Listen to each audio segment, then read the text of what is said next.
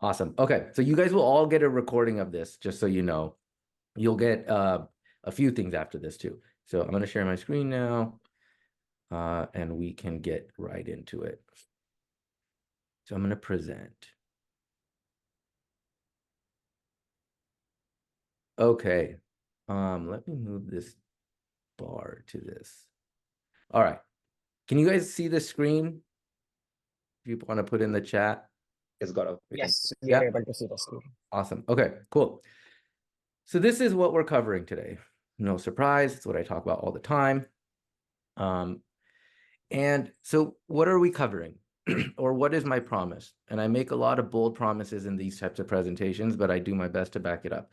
Today, if you're new to this, this is what we're covering. I am literally going to spend the next two and a half, however long we need, to make sure that you learn everything you need to land a high-paying job in today's market without spending countless hours applying.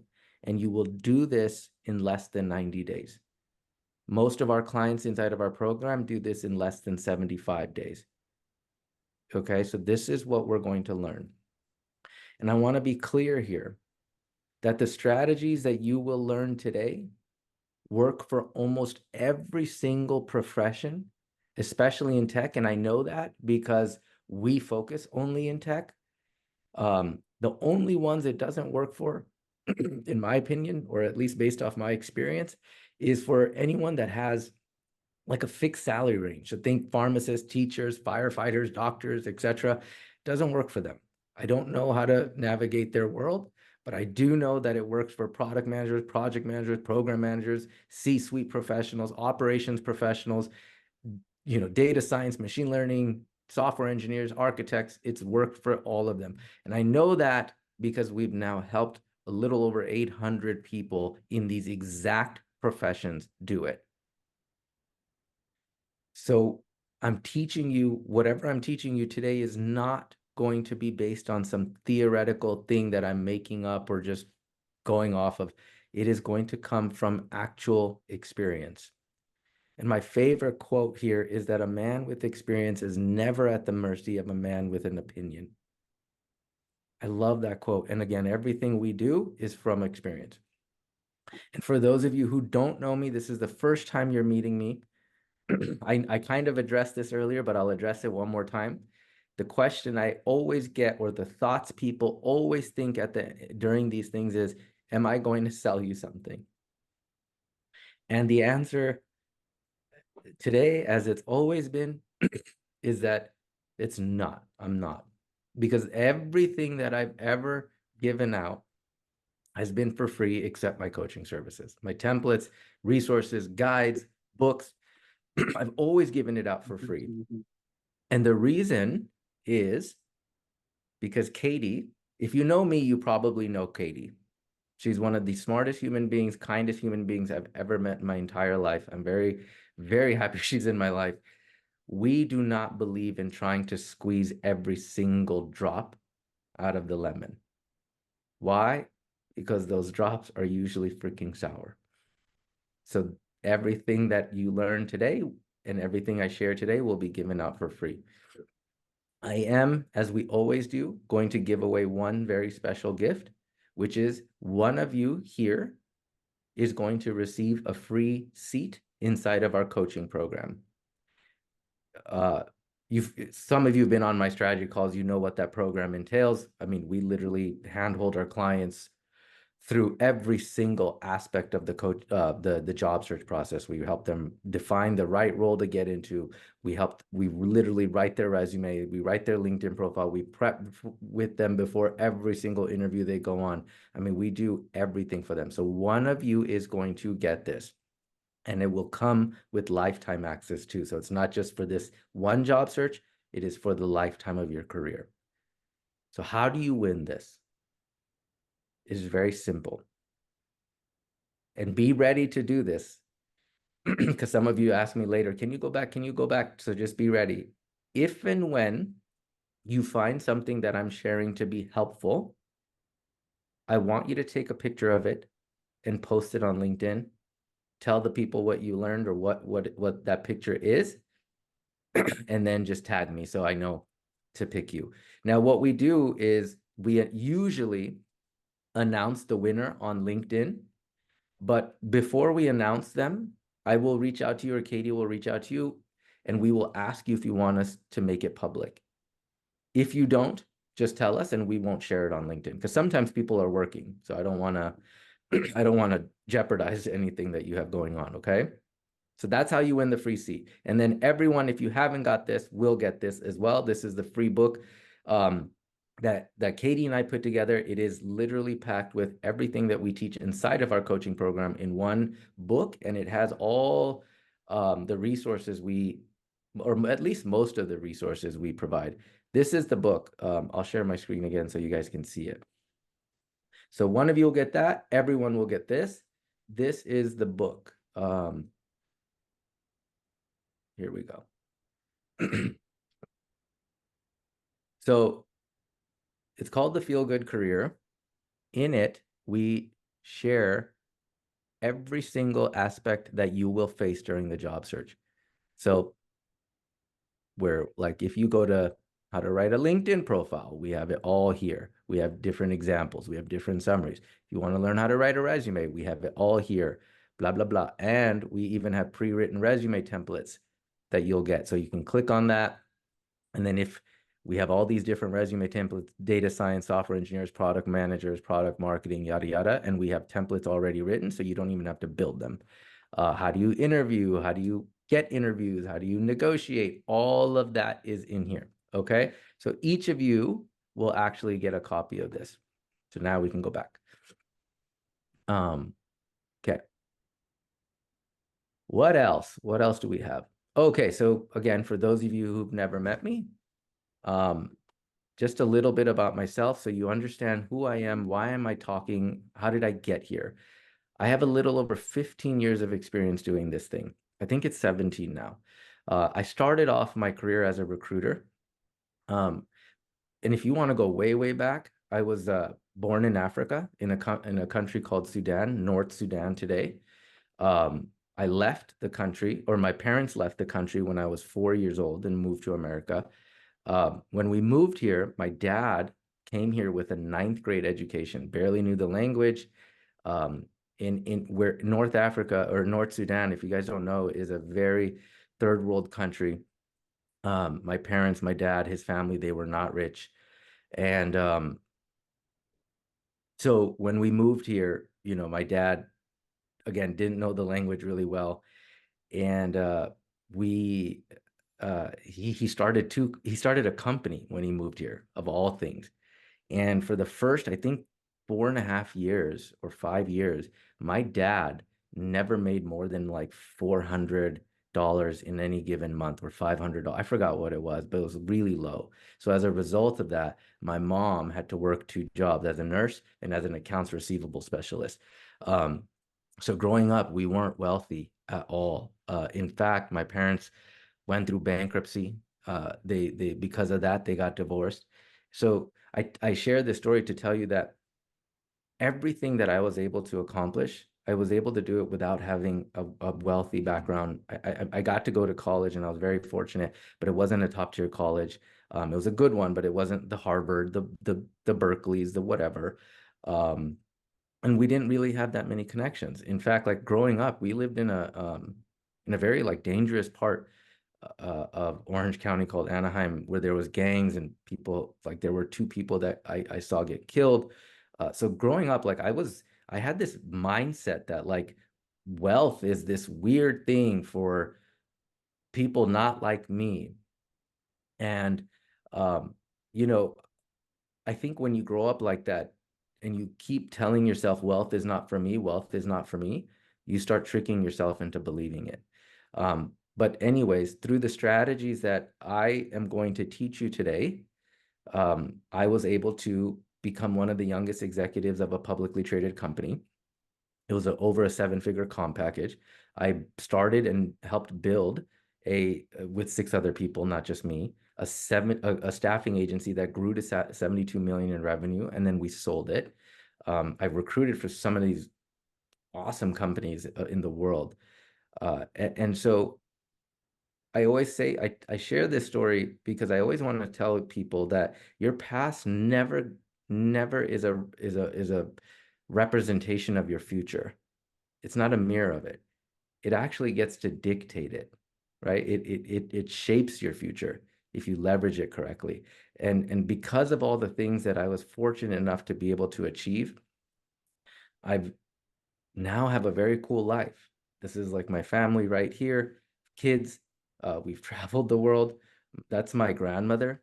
When I got to visit her in 2016, that was the last time I went to Africa. It was actually the only time I went to Africa after coming.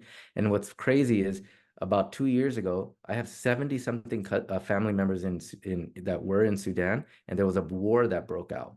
And literally my entire family, all of my cousins, had to leave the country, like literally overnight. They left their homes, they left their businesses, etc., and became refugees and had to go to India. That was the last time I ever saw my grandmother. Um, my wife and I, because of again just how fortunate our careers have ended up going, have now started 2 schools in Africa because it means a lot to us that this is a school that we started in Kenya. One is a co-ed school on the right. So that was all the little kids that we started a school for. And then this is an all-girls school. I think it was like K7 to 12. And that's my wife teaching them how to dance and them laughing at her because she does not know how to dance. So that's a little bit about me. So again, everything that I've learned throughout my career to help me get here and help 800 other people, like these people, these past clients, is what I'm going to teach you today. And you sometimes I get this question like, well, how old are these testimonials? Is this happening in today's market? Yada, yada, yada. These are all recent testimonials. But if you want to see one, if you want to see something live, something really cool, I'll show you something right now. Where did my screen go? Watch this. Wait. All right, watch. I'm going to show you guys something. So those testimonials that you just saw were all of our, not all, but a lot of our clients. But it's happening in real time, you guys. These strategies are happening in real time. Look, someone just got a 450K base today. That's the 11th, this morning. Another person just this month broke 200 right here. Offer details came in, yada, yada. We helped them negotiate. Then they ended up going to 200K more. I mean, this kind of stuff, this is like this month too, actually 2 weeks ago or a week ago. So these things are happening right now. So are you guys excited to learn this stuff? Yeah? All right, we're going to dive into it. Okay. Now, before I share every strategy, I have one more quick favor to ask you guys. Do you mind if I give you 3 real quick truths that are a little bit harsh? Can I get as super real with you as possible? As if I'm not already? All right. I'm going to get real. Okay. So these are the harsh truths that you can't avoid. So we're going to start with that, then the strategy, and then how you execute the strategy. Harsh truth number 1. When you go on LinkedIn and you see all these people accepting job offers, and you just saw people in my program today, this week, this month, accepting these crazy job offers, getting 450K base salaries and stuff like that. I promise you one thing. They are not working harder than you. I know that for a fact because I'm coaching them. The difference between them and you is that you are working on laborious work. They're working on leveraged work. Do you guys know the difference? Can you put in the chat if you know the difference? Laborious work versus leveraged work? I'll tell you right now. So think about how the job search starts for everyone. This is literally how most people conduct their job search. Something negative happens, right? I got laid off like Mavesh, and that happens all the time. Or my boss sucks. My culture's toxic. I'm super underpaid. I'm super undervalued. So we start our job search from a very negative place almost always, right? So we're already down and out. So what's the first thing we do? Put together a resume. We talk about everything we've ever done in our life, and we apply to hundreds and hundreds and hundreds of positions, right? And what happens? We hardly hear back. We get ghosted. We get a bunch of the thank you, but no thank you, or thank you for submitting. We'll keep it on file, whatever. We get that. So what do? We apply to hundreds and hundreds of other positions. Same thing happens. Now what happens? We start disbelieving in ourselves, right? Something must be wrong with me. Something must be wrong with my resume. Maybe I should go and apply for lower level roles, right? And then we apply to those. We'll get an interview. We'll bomb it. Why do we bomb it? Well, because we're out of practice. Not because we're dumb, but because we're out of practice. So then we apply to more and more and more. And we're so down and out at this point that whatever the first offer is, we take it. And what does that do? It's an offer we don't really want, for a company we don't really care for a job we don't even want to do, for a pay that is not worth what you're worth, right? So now a negative process happens. You stay in that job, you get laid off at some point, and you do this all over again. And then what do you do again? You start applying to hundreds and hundreds of positions, right? Is that hard work or not? Is that laborious work? Yes? Show me in the chat if you think that's laborious work. That is what hard work actually is. Okay? So what is leverage work? Applying to jobs is hard. One click apply that LinkedIn markets as the super easiest thing in the world, that shit does not work. And you know that, and I know that. I know that. That is freaking hard. This system that I'm about to teach you in the beginning will seem hard. But today we're going to make it easy. And then the more you do it, the easier it gets. And the freaking results you will get from that are going to be insane. And then you will get paid what you're worth. So I always tell people, if you're doing 10 out of 10 execution on a 2 out of 10 opportunity, you will get stuck forever. Does anyone know what 10 out of 10 execution on a 2 out of 10 opportunity means? Have you heard this saying before? Here's what this means. It's a perfect example I'll give you. If you go to the gym every single day, right? Let's say Mavish is going to the gym every single day. She's waking her up. She's tired. She's getting her ass to the gym. That's hard work, right? That's 10 out of 10 execution. She got to the gym.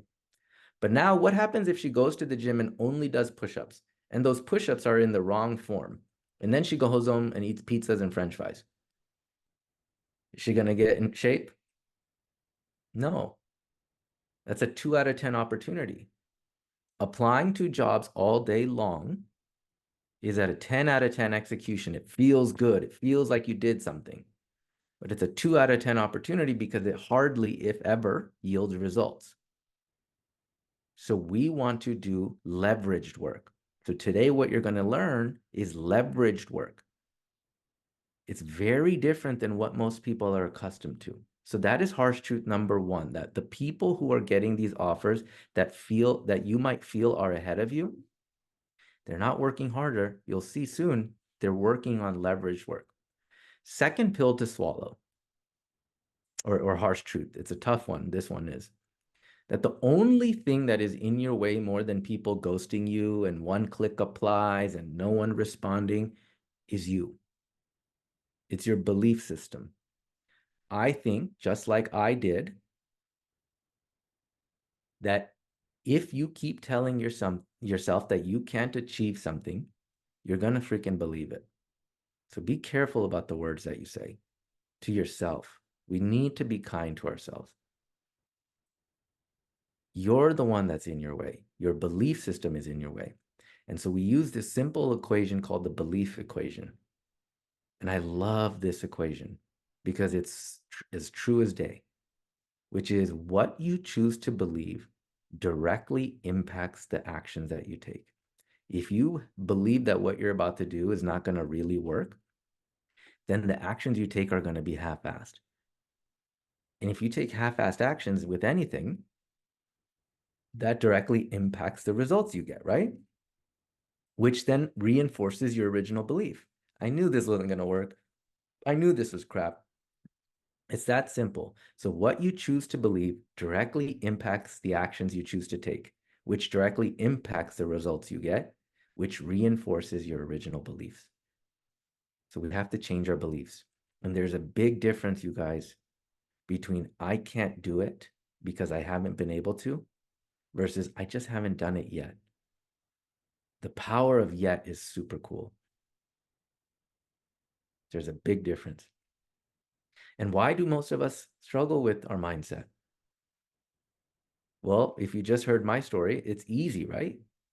We're dealing with decades of entrenched beliefs. Growing up, we had no money. Parents filing for bankruptcy. Mom working 2 jobs. Living in a very not glorious neighborhood. What does that do to my mindset? I grew up believing this is so far out of reach for me that I shouldn't even try, until I realized that if I just learn something, if I learn the proper way to do it, I'll actually get it. So most of our mindsets are always built by accident. It's not you. It's your belief system that was entrenched here. And it happens slowly over time. And then my last one, this is harsh truth number 3, is, in my opinion, if you're going to be here for the next 2 hours, you're going to do this, do it. Go all in. Go all in for 90 days and tell me it doesn't work. I think it is really selfish to not learn this, because it's not just about you and it's not just about the salary you make, is it? How many people depend on you?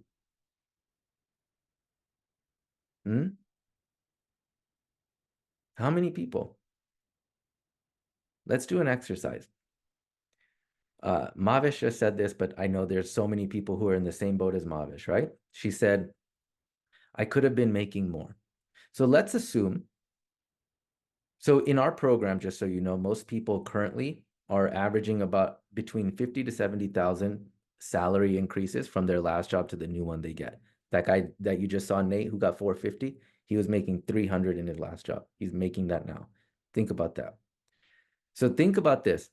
Do you think Nate, the person I just showed you, do you think he magically overnight just became worth 150K more? No. He was just in the wrong job, right? He took something he shouldn't have taken. We all do that, so not a big deal. So now ask yourself this. Maybe don't use 150K because that's an outlier. He's a C-level person. It's different.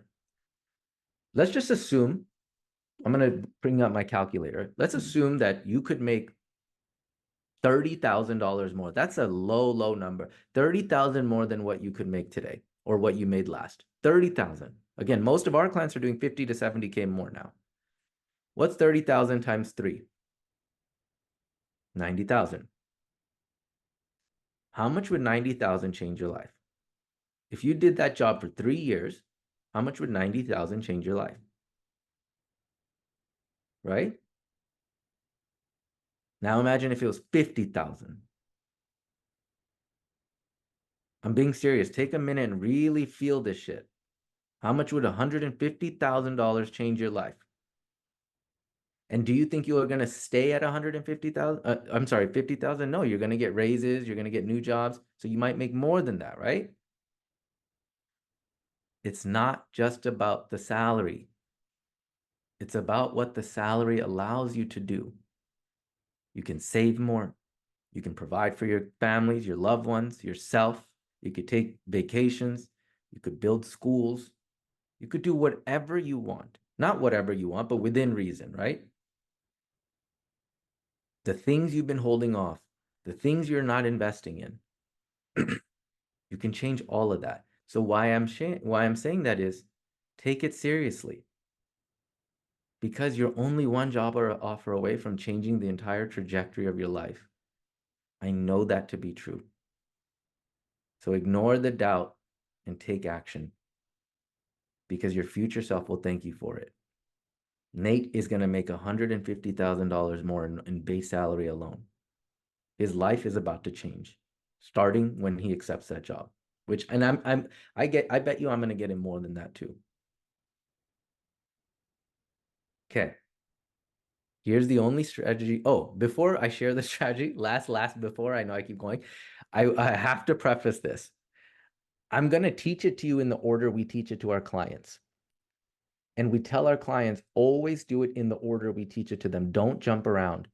And I share this picture here because the story is like 5 years ago, I hired a personal trainer, and I was like, man, get me buff, you know? And he's like, cool, here's your workout plan, here's your eating plan, here's your recovery plan, right? Eat these foods, do these workouts, sleep this many hours. And he said, also, I'm going to work out with you 2-3 times a week. So every week I would do these things, but some weekends, actually many weekends, I would straight up just cheat, and I would eat cheesecake. I would eat a lot of pizzas. I would eat a lot of French fries because those are like my favorite foods. And so on Mondays, when I met with him, he would ask me, what did you eat? And one weekend I said, oh, I had about 2 slices of cheesecake. And he flipped out on me. Like he's like, why would you do that? Don't you know it messes up your macronutrients or whatever the words are? I don't even know. And he yelled. And he's like, none of this is going to work if you don't follow it in the order I'm giving it to you. And he was right. So I stuck with it, and I got into the best shape I'd ever been back then. I've gone away from it, but I'm telling you that because it's gonna get tempting to eat the cheesecake. Don't eat the cheesecake. Just follow this in order, okay? So here's the overall strategy we're about to learn today. Okay.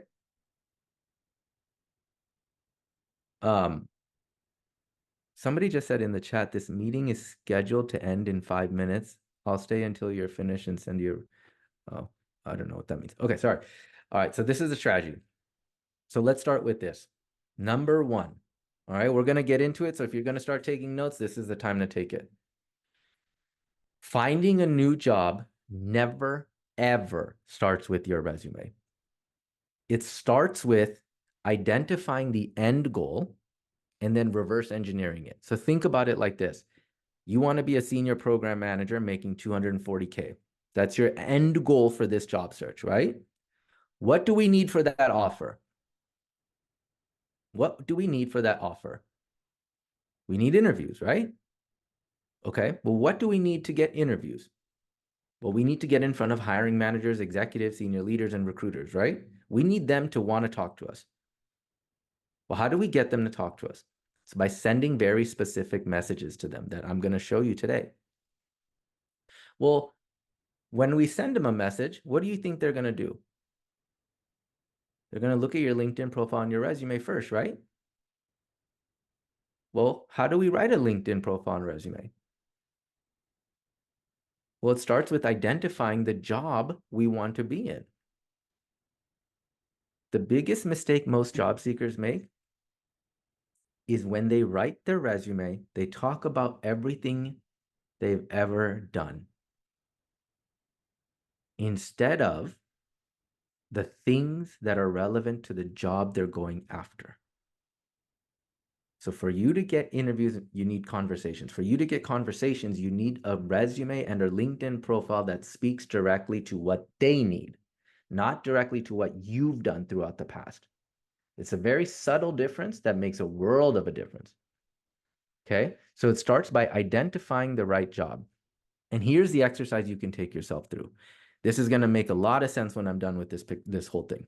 So imagine all of you right now, even Rowan, who's in the UK, imagine all of you are living in Los Angeles, Southern California, where I live. And I tell you, I say, Doug, I want you to drive from Los Angeles to New York. But you can't use any single device, like GPS device. You can't have a map. You can't have GPS, no Waze. You can't even have another human being in your car. And I say, Doug, I just want you to get there. Well, we know what Doug's going to do, right? We know Doug is smart enough to figure out the fact that, well, if I just drive northeast long enough from Los Angeles, I will get to New York. Would you guys agree? At some point, Doug's going to get to New York if he just drives northeast long enough. Okay. But do we know if Doug's going to start off on the right freeway? How many times do you think Doug is going to get lost? How many times do you think Doug is going to get turned around? How many times do you think Doug will stop at places he has no business stopping at?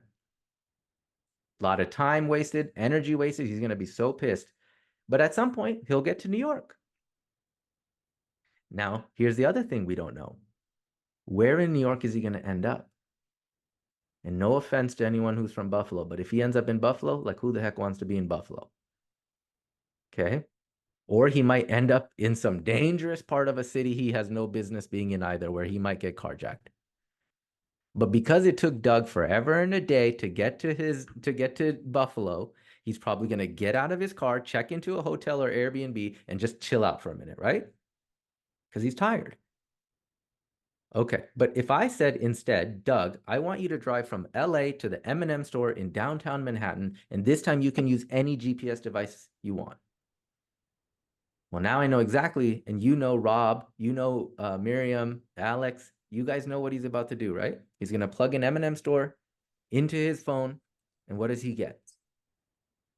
The fastest, most effective route to the M&M store, right? This time his journey doesn't even feel long because A, he knows where he's going, B, he knows how to get there, and C, the map or the GPS thing is going to keep updating to more and more effective routes as he keeps driving, right? And D, he gets M&Ms out of it. And who the hell doesn't like M&Ms? Now think about how this relates to most people's careers. They do this job, they're like, oh my God, this sucks. I do this job, oh my God, I just got laid off. Now I got this job, and so they go like this, right? Bounce and bounce and bounce. Why? Instead of going straight up, they bounce because they never took the time to figure out their M&M store. So step number one, before we ever touch the resume, you guys, is to define your M&M store. And it could be a short-term M&M store, but define the goal. Senior program manager, enterprise program manager, what company, what industry, and then we're going to study those job descriptions, right? So if I know I want to be a program manager in the fintech industry or working for an enterprise company, now I'm going to study 20 to 25 different job descriptions of that. Why? Because I need to know what my audience is looking for. I don't need to write my resume based on everything I've done. I need to write my resume based on what they need. Here's a really cool exercise that our clients do every time. It's called career mapping. You can do this on LinkedIn.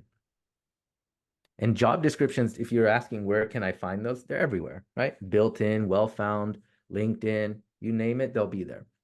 But the exercise we tell our clients to do is go and look at a few, maybe 10, 15 different profiles of people who are in the role you are in now. Working, like, so if it's a senior program manager for an enterprise company, great. Go and look at 15 different program managers for an enterprise company and study the job descriptions, because now you will see what they're talking about in their LinkedIn profiles, and you will see how it relates to what is in the job descriptions you're about to read.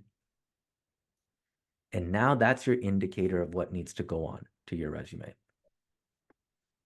And if you're wondering, like, what should I do next? Like, if your end goal is 3, 4, 5 years from now, like I want to be a COO or a CTO, like our client Nate, and you're not anywhere close to that, you can also study how other CTOs got there or other CFOs got there.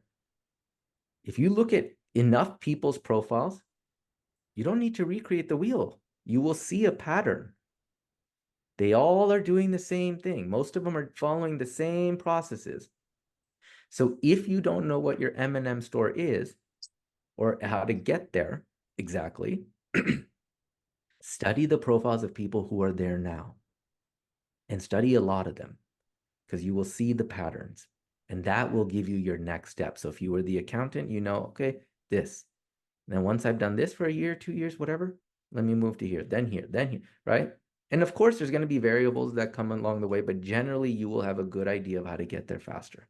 So career mapping, you guys, is one of the fastest ways to define define how to get to your M&M store. So action items for step number 1. Before you start your resume, study 10 LinkedIn profiles at least of the one role that you're targeting. And then maybe study 10 to 15 job descriptions for that role before you touch your resume. Okay. I'm going to stop there. Well, actually, I won't stop. Well, actually, I will stop there. Anyone have any quick questions? You're Well, more than I have welcome. only one rather question / comment. Sure. Well, what you're saying right now is actually when you're targeting specific company and you're building specific resume for a specific company. But that means that you will need to have a database of resumes. Correction. You're not writing your resume for a specific company. I should have made that clear.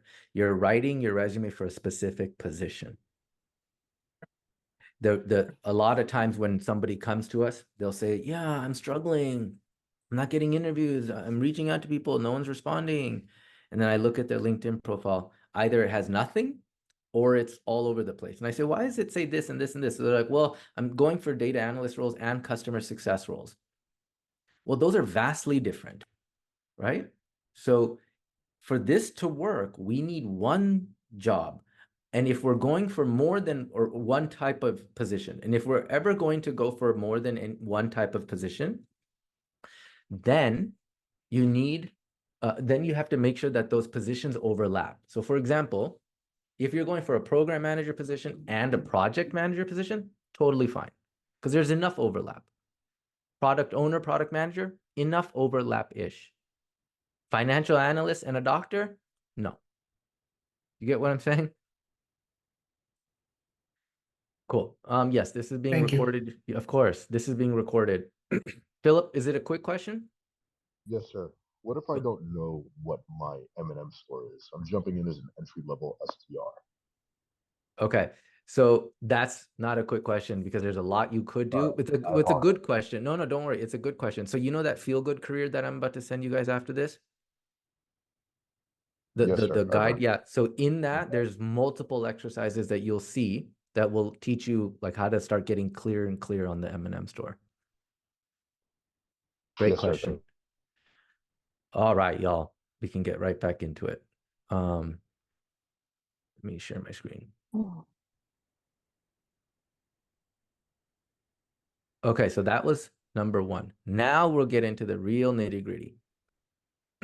And Tracy, I see your hand raised. I'll get to it after this next section, okay? So how are we?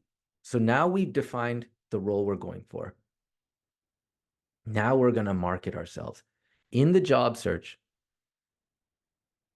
if you think about it really, really granularly, there's only 2 problems you're facing. Either you're not getting enough interviews, or you're getting enough interviews and you're not able to close. If you're not getting enough interviews, it's a marketing problem. It's how you market yourself. It's not a you problem, Miriam. It's not a you problem, Matt. It's not a you problem, Doug. It's just how you're marketing yourself. If you're getting interviews and you're not getting the offer, it's just how you're selling yourself. Very different. Marketing is what attracts people to us. Selling is what makes people buy you, right? Give you the offer. So I want you to think about your resume and a LinkedIn profile in a very different way today. I want you to think of it as one big digital advertisement of your skills and capabilities. Because if you think about it, that's all our LinkedIn profiles and resumes are, right? We're just advertising to the world. Hey, world, here's what we do. Here's what we're good at. But if you think of it as advertising, you have to ask yourself, well, what makes good advertising? The answer to that is copywriting. That's marketing 101. Copywriting are the words that go into the ad. So then what makes good copywriting? Copywriting requires 3 things to make it good. Number 1, do I know who my target audience is? Who am I speaking to? So basically for you, what job am I going after? Position. This is why we can't go after a financial analyst in customer success. Because now you're talking to too many people. The man who chases two rabbits catches none. Always remember that. So that's copywriting, the first thing to it. What's the one job I'm going after? Number two, what are the problems, pain points, initiatives they're trying to solve by hiring someone like me? That is why we study the job descriptions. And then number three, can I clearly and concisely articulate how I've done those things in my career?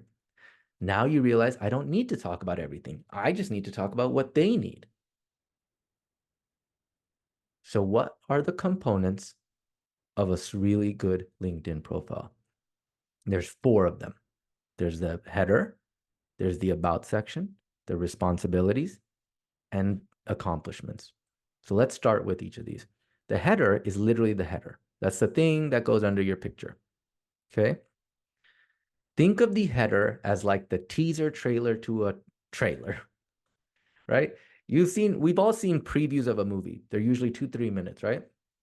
But do you remember when like Infinity Wars and Endgame and all those like movies were coming out? What's it called? Like the Avengers movies? Months and months and months before they came out, you would never see the 3-minute trailer, right? You would see the 30-second glimpse of like Thanos crushing something. You're like, holy shit, this movie's gonna look so cool. I can't wait to see the preview. The header is the teaser trailer for the movie. This quickly just tells the reader why they should keep reading. Here's a couple of really good examples of past clients whose headers converted really well. This is one for customer success, one for product management. The header should first and foremost just say what you do. Customer success manager. What are you good at? White glove onboarding and adoption for small to medium businesses using SaaS solutions. And then what have you accomplished? If you want to put that. Any metrics you add here, always convert. So component number 1 to a really strong LinkedIn profile is a header. If they look at this and they think, oh my God, this is what we need, they'll keep reading. Remember, everyone's lazy nowadays, right? We all heard the stats. People look at your resume in LinkedIn for 6-7 seconds. It's true. So we want them to stay on that and go beyond 6 and 7 seconds. So that's how we start it. Section number 2, or component number 2, is the about section. This is the actual trailer to the movie. The key to a really good about section on LinkedIn is to keep it quantifiable and stick to facts. And please avoid generic, fluffy words. I see this all the time. And fluff is basically anything that cannot be quantified. Nobody knows what a rock star is anymore. Okay? People call themselves rock stars. People call themselves gurus. People call themselves ninjas, mission-driven, dynamic, fast-paced. We don't know what that means. So let's avoid it. Stick to the facts. So like here is one really strong, this is actually a very keyword optimized one as well. But look, 15 years of experience, boom, to the point. Doing what? Product marketing, boom, to the point. I've led products that have generated 1 billion downloads and 200 million. Do you think this line would attract an executive? It does. If you haven't answered that yet. Here's another really, so that was for a product marketing leader. Here's one for a product management leader. And if you're an executive, just FYI, it's really, really important to add a career highlight section. This at a high level just tells the reader what you've accomplished throughout your career that's noteworthy. Senior product leader with 15 years of experience in what? So always start with your title or what you know who you are. I am a product leader. I'm a customer success manager. I'm a director of analytics with how many years of experience? In what? So that's how we start this. Always start like this. When you read the resume templates that I'm going to send you guys, every single resume template we've written starts like this. Who you are, where's your experience in, and then what have you accomplished? This is really, really powerful. And just FYI, if any of you here are going for a leadership position where you know you're going to manage teams, this bullet at the end crushes it every time and always gets brought up. Through consistent mentorship and training, I've helped over 10 individuals get promoted to management and leadership roles. Here's why it's important to add this. There's two main reasons. Number one, it tells the reader that you know how to replicate your success. Because when you're a VP, a director, or anyone managing teams, it's not necessarily anymore about how good you are at the job, the thing. It's how good are you at the job plus teaching other people how to be good. So by saying something like this, it shows the reader that you know how to train and develop teams to help them, perform really well or at a high level. Okay. The second thing this kind of a sentence does is it shows people that you care about other people's success.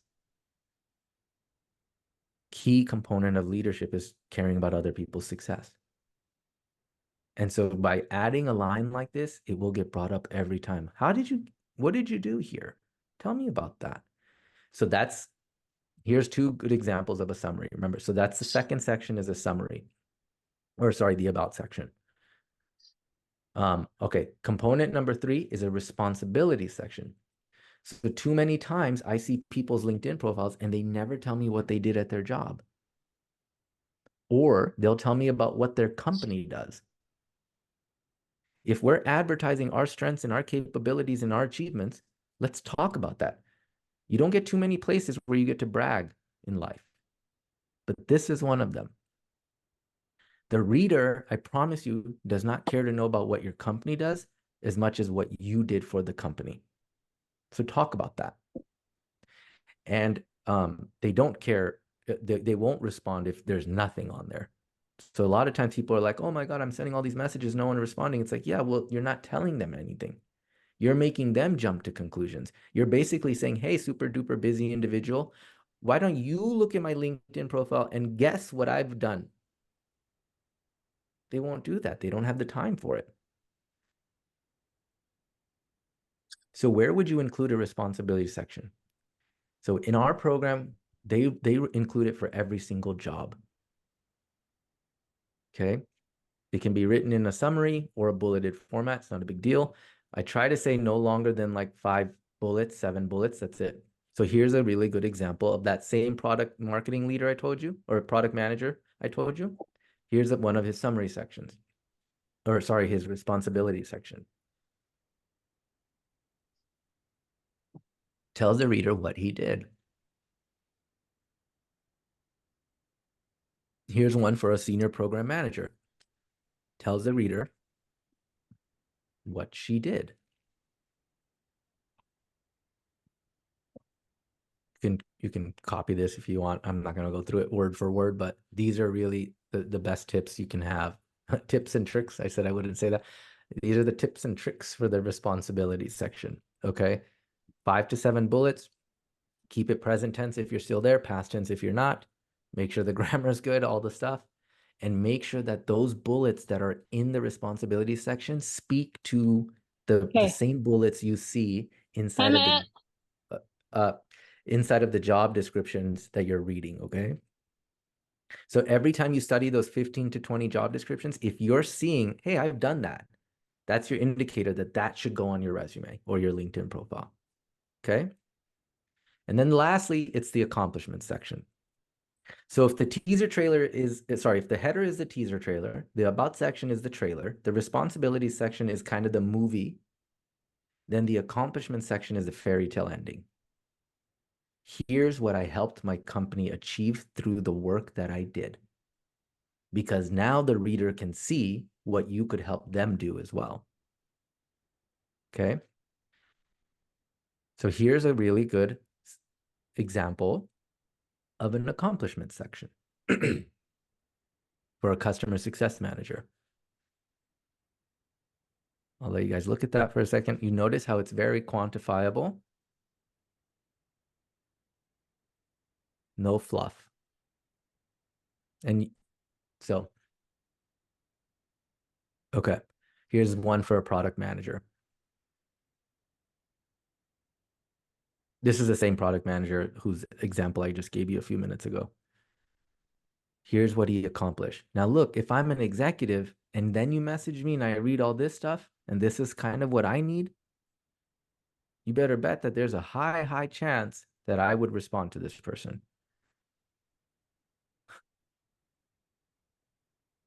Do you guys want to see real quick how it looks? Like a real example of it? Would that help?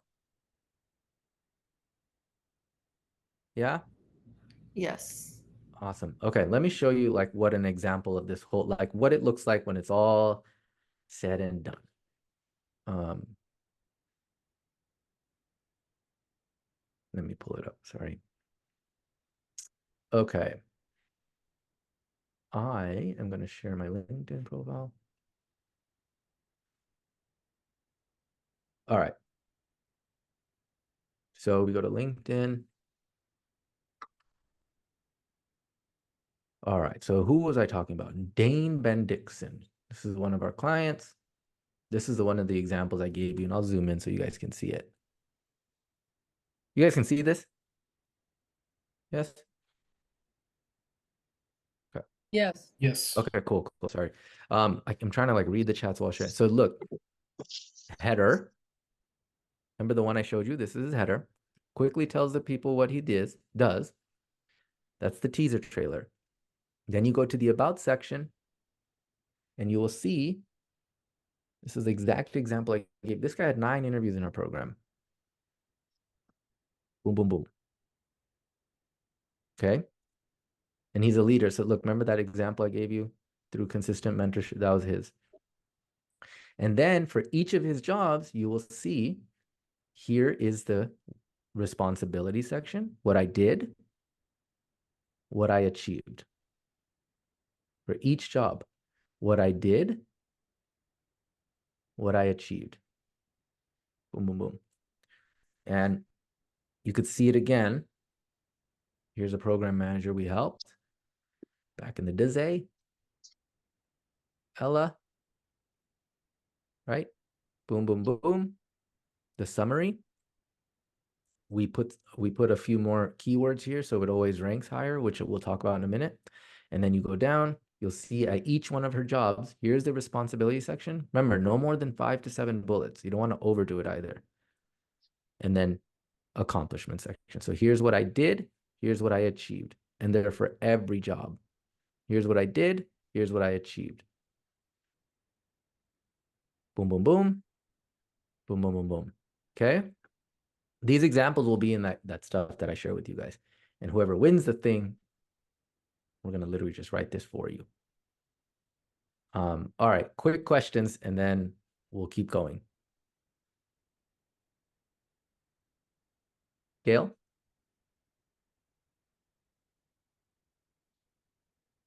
I can't hear you.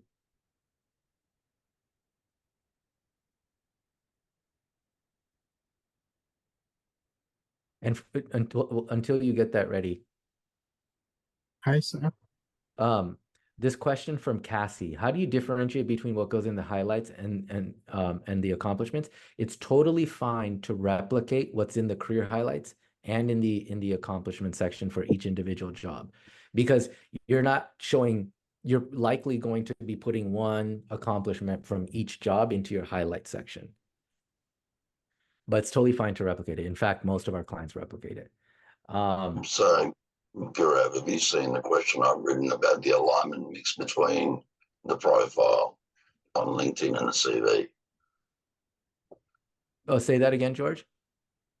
So what is a good mix of aligning the CV to the actual LinkedIn Oh, profile? you'll see that. We're getting that next. Yeah, we're about to jump into that.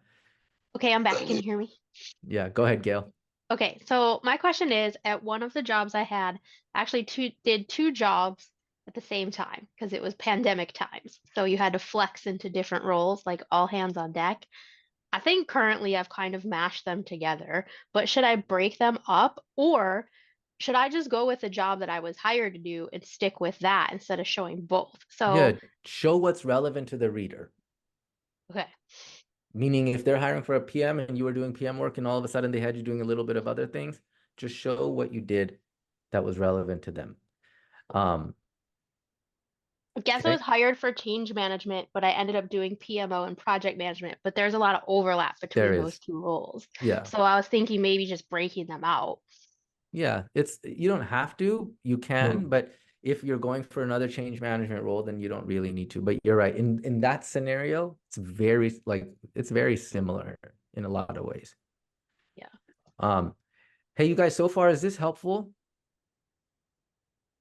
I Yes. know we're going a little bit slower than we anticipated, but You're good. you're getting value? Good. Yes, It's there's one guy from Cedar View. Well, I couldn't hear who was talking. Cedar View. He is going to the meet me room. I don't know who. I can't understand for some reason. I'm sorry. But okay, we're going to the resume next. And if I can't understand, you just put in the thing and I'll certainly check it. You guys can hear me okay though, yes? Okay. Hey, Gara.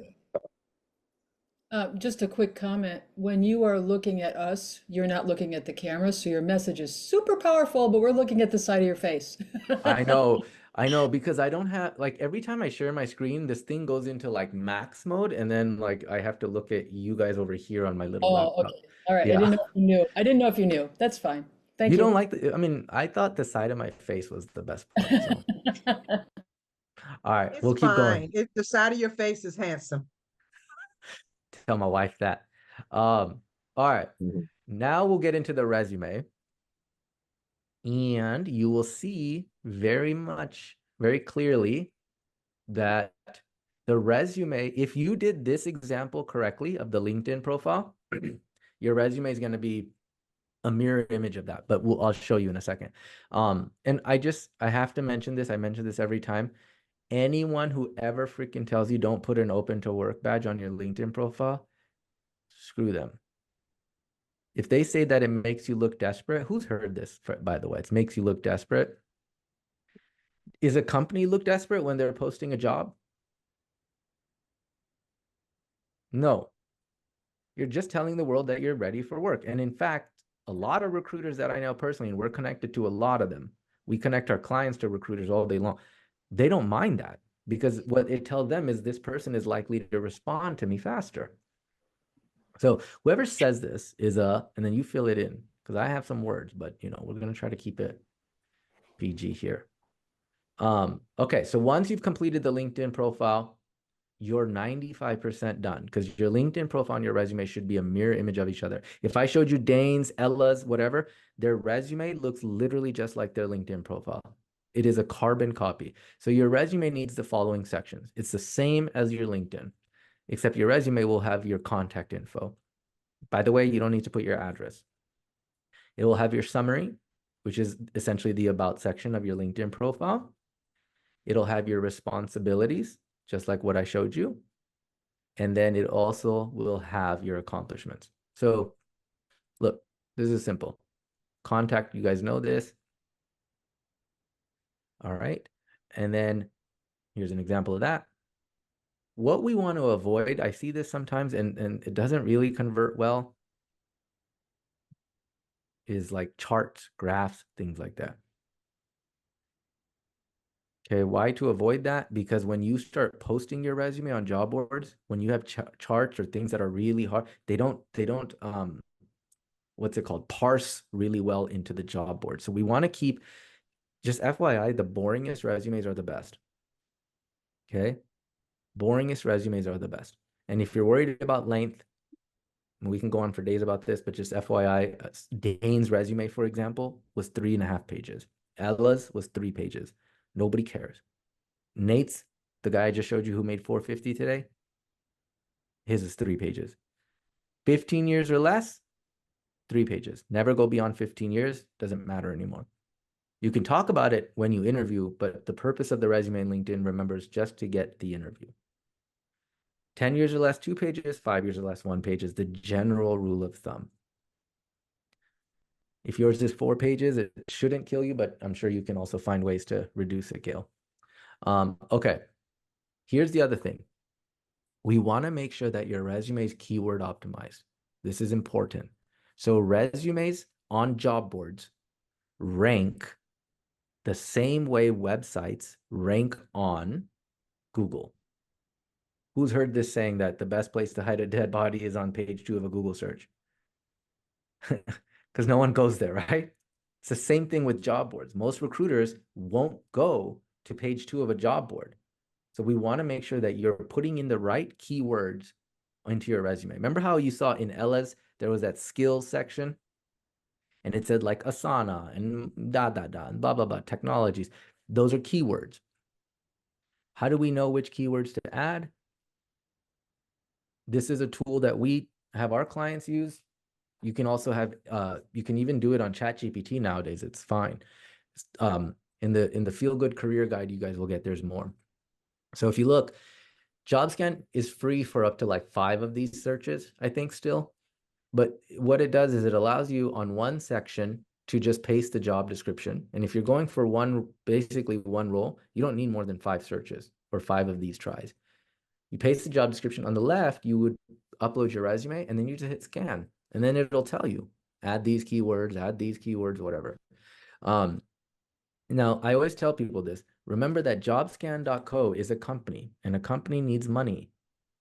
And so what they will do, and we've seen it, is they will rank your resume a little bit low. Like they'll say 77%, whatever. That's because they want you to buy their services. Okay. And I'm not sponsored by these guys. this is a tool we use. But if you get a score of like 65 to 75% or higher, you will be fine. Just keep that in mind. 65 to 75% or higher, you will be fine. And once you've achieved it, just basically take what's on your LinkedIn or take what's on your resume and mirror it on your LinkedIn profile. You're good. And this last hack I'm going to give you before we jump into how we now generate interviews. This one is really important. So anyone here familiar with like the MLS or Redfin or Zillow? You guys familiar with that? You know how when we look at homes or apartments or whatever on these things, it tells you how long the home has been listed?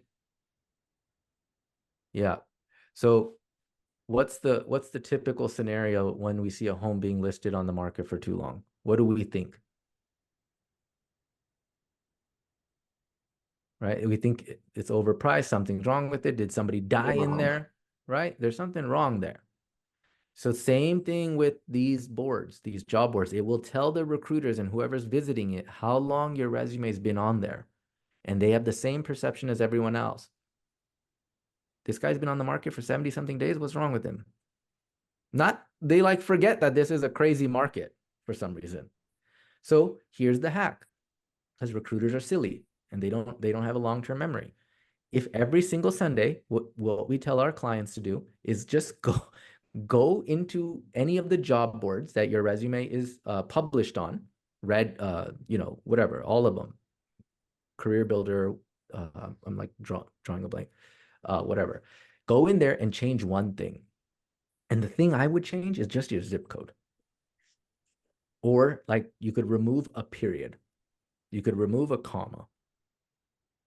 And then what it does is once you make that update, it just tells the recruiter when it was updated. See how it says updated on this date, this date? They don't even know how long it's been on the market anymore. You've been on the market. So it's a neat little trick that refreshes your resume and it moves it right back to the top. It's pretty neat. Okay. So what are your action items? I know we spent a lot of time on this, so let's recap. We found the one job that we're going for. Or if it's 2 jobs, they must overlap, like Gail was saying. Change management, project management, back-end engineer, front-end engineer, full stack, whatever. Program, project. So once you've done it, then what you're going to do is study 15 to 20 different job descriptions of that job. Notice the consistencies you will see. Build your resume and LinkedIn profile using the ingredients we mentioned. Utilize JobScan to make sure it's keyword optimized. And then change something on there every single Sunday is what I would recommend. And somebody just asked in the chat, what is the best job boards? It depends on your industry. So for our clients, we only focus on tech. And so for us, we use a few. We use Wellfound, we use Built-in. Actually, I can just show you. You guys want to take a screenshot of that? There's a bunch. Yes, please. All right, cool. Gaurav, while you're doing that, pardon the interruption, there's a couple of good questions just above that one in chat as well. If you wouldn't mind hitting those, that'd be great. I'll try my best. All right, so I'm going to go into our program. This is like our program. So this is like kind of where our clients live. See this? I was telling you guys right now in Q2, this is what they are averaging.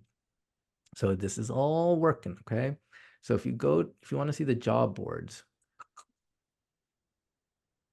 publishing it, I'll zoom in so you can see. So these are the ones our clients use.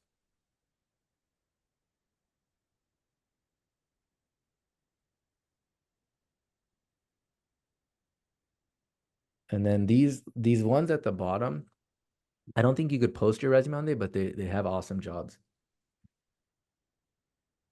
Gaurav, I know you're not going to, pardon me. Go ahead. I know you're not going to go into this in detail, but do you find that job boards is a meaningful contribution to finding interviews and roles? Well, it seems like they're just a black hole, or they have been in the past. So I don't want to waste free marketing, right? A job board is free marketing for you. And there is a chance that someone actually finds you on there. It's annoying to get it on there, but once it's on there, it's up, it's out there, it's free for you. It's basically doing some of the work for you. Now, I don't rely on it, but our clients do get interviews from it. Very helpful. Thank you. Yeah. Just a quick question. What if you're employed and then you don't want your company knowing that you're applying? Then they're gonna see the job board. So you probably if they see you on the job board, then they're gonna have some questions to say. Now on LinkedIn, which is good, is when you update your LinkedIn profile, there's a little button on there that will say, do you want to make these updates public or just to recruiters? Or do you want to make the open to work public or just to recruiters? And you can make it just to recruiters. No, I'm talking about the ones on the job board. Like, there's nothing you can do about that. Those ones you probably shouldn't post then if you're employed, right? Correct. Yeah, okay. That makes sense. All right. Now we're going to get into the nitty-gritty. Who was on this last time? There was some people I see they were on this last time. Show of hands. Doug, do you remember how 2 people got interviews from this? Yes. Yeah, real time. Yeah, I do remember. Yes. That was freaking rad, right? Yeah. Surprising. Yeah. Okay. Let me fucking say this. You guys, I get lit up about this section the most, like in a good way. 99% of our clients do not get interviews from applying to jobs. That's why I'm saying they don't spend any time applying. What I'm about to walk you through next is how if not 99%, literally one person this year got his job offer because he applied to a job. So I can't say 100%. Well, it was one guy. The rest of our clients get it through reaching out directly to hiring managers, executives, recruiters, senior leaders, people in the network. So I'm going to show you what they say, how they find them, all the things. And then I'm going to take you through an exercise. I'm going to give you 5 minutes to do it. This exercise helped 2 people on the last webinar get interviews. One of the one person who got it, Rodney, he's a CTO. So it's going to be fun. Is my whole point. Okay, so get excited. We're going to go through this one slow. I know we're getting kind of up there in time, and that's my fault, but just bear with me. Okay. It's a never-ending process. Intentional networking is what we're calling it. Remember, this doesn't work. Don't eat the cheesecake. This does not work unless your LinkedIn profile looks good. Unless it speaks to what they need. So when people tell me my messages aren't working, it's like, yeah, because your LinkedIn's not working right now. It's not a you problem. It's how you're marketing yourself. Remember that. Okay. So what is Intentional networking. Well, essentially, you're creating a network. You're either building a new network or you're reaching out to an existing network of people who work at the companies you want to work for, or people who know people who work at the companies you want to work for. A lot of it is playing connect the dots. Because if I'm reaching out to alumni from my college, from some boot camp or some program I was in, or friends or they might all be working at places that I want to work at, or they just might know people. But we're going to reach out to people we don't know and people we do know. And I will get to the questions at the end of this section, so hold them if you can, okay? And remember, there's a lot of time for questions at the end. This is just a very, very important aspect. This is like the meat of our program. So I want to spend a lot of time going through this. So 5 lists you're going to build. List number 1. Any recruiters that reached out to you in the last 12 to 18 months. Just go back in your email, go back in LinkedIn search box, like your messages box, just type in recruiter or talent acquisition. If somebody reached out to you, you're going to reach back out to them. And there's scripts for all of this. Don't worry about what you're going to say. You're going to have it all. Second one, 5 recruiters and 5 hiring managers or senior leaders. So if you don't know exactly who the hiring manager is, okay, if you don't know who the hiring manager is, then a senior leader. So for example, if I am Rob Tulo and I'm a product manager and I'm going for a senior manager of product or a senior product, then I would potentially reach out to product leaders at a company. So if I wanted to work at Hulu, I would reach out to directors of product. Why? Because that would likely be someone who I work for. So 5 recruiters, 5 managers who work at the companies that either have openings or the ones you're targeting. Third list, alumni. These are managers, leaders, counterparts, university grads, whatever, people who worked at the companies you used to work at. One of our clients, remember I showed you someone named Sunny who got a $220K job offer like 2 weeks ago? Sunny worked at Salesforce for 9 years. You know how many leaders he could reach out to who once worked at Salesforce? And he didn't know a lot of them, but just because of the sheer fact that they worked at Salesforce, he would get a lot of calls.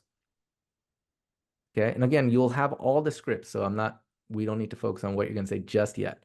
And then Dane Bendixson, who I showed you, I told you he had 9 interviews. He got them from user groups. So joining the user groups like product management, women in tech, women in products, STEM leaders, there's a lot. You can find these through Slack communities or LinkedIn groups. LinkedIn groups today, believe it or not, still work really well. Really well. And then people who announce that they're hiring. I'll show you how to do all this in a second. So here's what we're going to do. I'm giving you 3 examples. This is the direct approach. If you go into LinkedIn search today and you typed in customer success and hiring, let's say you're a customer success manager and hiring, you will get a list, and you want to write it just like this. So if it's more than 1 word, please use quotes, okay? If it's more than 1 word, please use quotes, because otherwise it gets wonky. Then you're going to hit enter or see all results, and then just filter by people or post. Okay? And when you do that, you will see this. See how he says, Director of Customer Success, we're hiring. Senior, we're hiring. Literally, all you have to do is go to this search bar and just type in the title of your thing, your position that you're targeting, program management, program manager, and hiring. And then filter by post. Okay, then when you see those people, you're going to reach out to them. Now, first, you just want to connect with them. You can't send them this message unless you connect with them. Screenshot this message. It works really well right now. Our clients are seeing a 33% to 43%. I forgot, something like basically over 30%, 33% conversion rate with this message. For reference, applying to jobs has less than a 2% conversion rate. Gaurav, are you recommending not to use InMail credits? No, if you So have just it, you wait can for- use that. No, if you have Okay, InMail, I didn't know if you were recommending against it. Okay. Oh, good question. No, yeah. So if you have InMail, guys, obviously just skip the connect part. But for those who don't, you'd connect first. What do you say in the connection? This is all, it's going to be revolutionary, okay? All our clients are saying is, glad to connect with you here, Matt. Glad to connect with you here, Matt. That's all they're saying. And then when Matt connects back with me, I drop the bomb. Boom. So you study the job description, you know what they need, you know how it relates to your background, and then you give them this. And always include 3 different options for them to speak with you. Or if you have a free Calendly set up, you can put that here too, and it works. I know some people think like, oh my God, isn't that presumptuous? It's like, no, it makes it easier. Okay. Now, Quick question. yes. Would you recommend for connect with me here, like pick a time, a 15-minute window or 30-minute window? Just we put 15, like so, or sorry, we put like 20 sometime. Did we put it in this one? Or just say, would you be open to chat? And then right here. Don't even give them the time, because they might say, yeah, I have 15 minutes. Yeah, I have 20. I guarantee you if they have 15, they have 30. The second thing, so that's one good way, okay? So this is the direct approach. The second way to do it, and this is how one of our clients, this is the client right here. It's actually her, Sarika. She works here because of this method. So let's say you're on a job board, okay? You're on Wellfound, you're on Built-in, it doesn't matter. And you see a job you're interested in, and it shares the company name. Now, if this job says Associate Product Manager for Growth and Acquisition, then what you're going to do is go on to LinkedIn, go to SiriusXM, click on People. Okay, so if you see the job is posted on a job board for SiriusXM, go to LinkedIn, go to their company page, click People. Then remember, that was for a growth and acquisition. So then all you need to do is type in here, product manager growth. So when you click people, the next thing you see will be this. That's what you need to put, growth. Now what happens is you will see all the people who work at SiriusXM right now who are in product or were in product at Sirius and specifically on the growth and acquisition team. Now you have the people you can reach out to. So when you reach out to them, you can use that same message. This is so targeted. So this is what they use. Okay. Recommended strategy. 80% of the time they spend, our clients at least, and they're doing this in less than 90 days, some of them less than 75 days. 80% of the time, they're just doing what I just showed you. And there's few more that you'll see later. 15% of their time they're spending reaching out to old alumni, past colleagues, whatever. And then if it helps them sleep better at night, then they can reach out to, they can apply to jobs if it helps them sleep better at night. All right.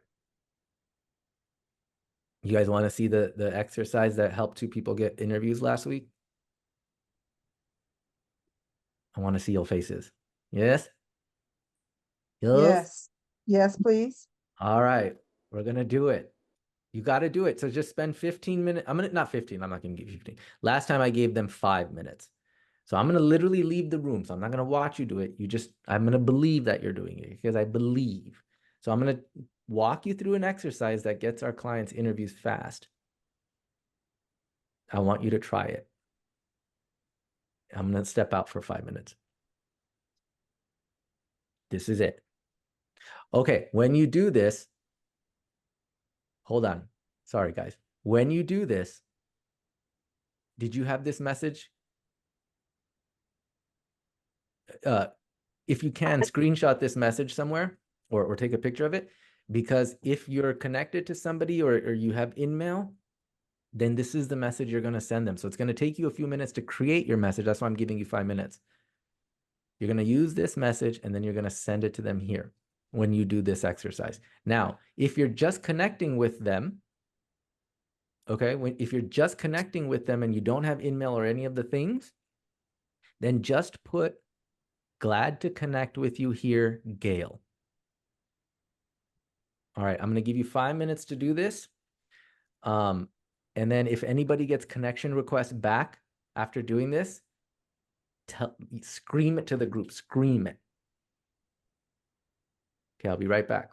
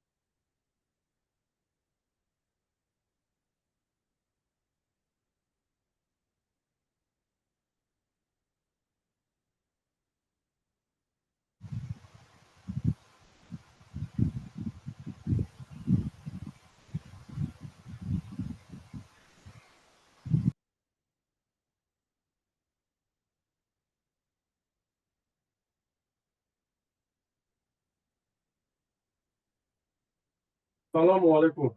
Hello. Oh, So, well, no be small party. what's in the already stuff? Allow. So why they try? No, why they try? No, no ones. But what is wrong with me? Abdul, we Please can go hear on you. mute. We can talk. Yeah.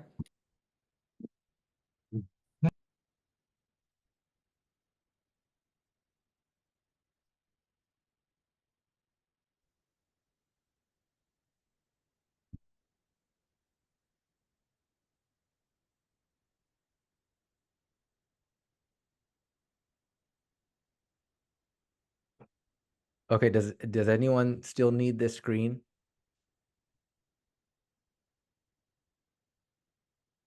No, we can keep going. So did we try it? Yeah, it's amazing. Thank you for that tip. For Yeah, I'm sure. gonna check that out right now. That's so good. Dude, you do that every week, every day, just refresh it. Oh my gosh. Oh my gosh. All right, are we having Can you fun? just go back to the One screen question. really quick? Yes, I can go back. Thanks. But are you One having fun though? How can I filter by the country? By country? Yeah. Well, I don't know. So Huh? we only focus in the US, so I don't know Yeah, actually. because I did it, but came a lot with a lot of job posts in Europe, India. Yeah, I'm sure there's a way to filter, but I There's just a don't. location filter, and I'm pretty sure you can use a country.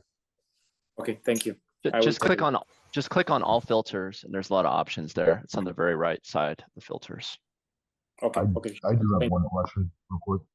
Go ahead. That's okay. So I'm looking to relocate. Is that going to be a problem when I'm looking for jobs? No, I don't think so, at least. I know there's a lot of talk about companies saying coming back to work and all that. Mhm. We haven't seen that yet. Yeah, because I see a lot of these remote jobs in different cities, and I'd be more than happy to relocate there. But because I'm from Miami, Florida, I'm hoping that doesn't hurt my resume. Yeah. Some companies might have it. I don't know though. You'll have to, it's very specific, Yes, sir. Thank you. All right, I'm gonna keep going now. I wanted to show you this because real quick, look at the power of this stuff. One of our clients named Mehul worked at Chipotle. Chipotle's direct competitor is Qdoba.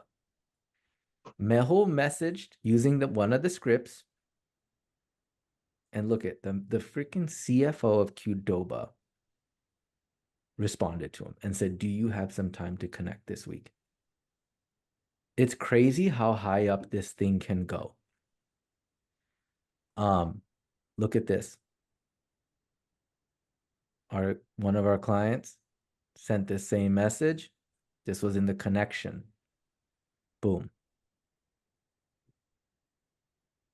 He's referencing DJ Khaled here by saying another one because this is powerful. If you want to take a screenshot of this, you don't need to share this one. This is our client, Ben. Freaking got 16 calls or something like that. Where is it? Yeah, 16 calls set up in 2 weeks. So what he did was, step one, he would find the person and just send them this little thing right here. That's his connection request message because he didn't have InMail. 16 calls, y'all. And then he would, once they connected back, he would do this.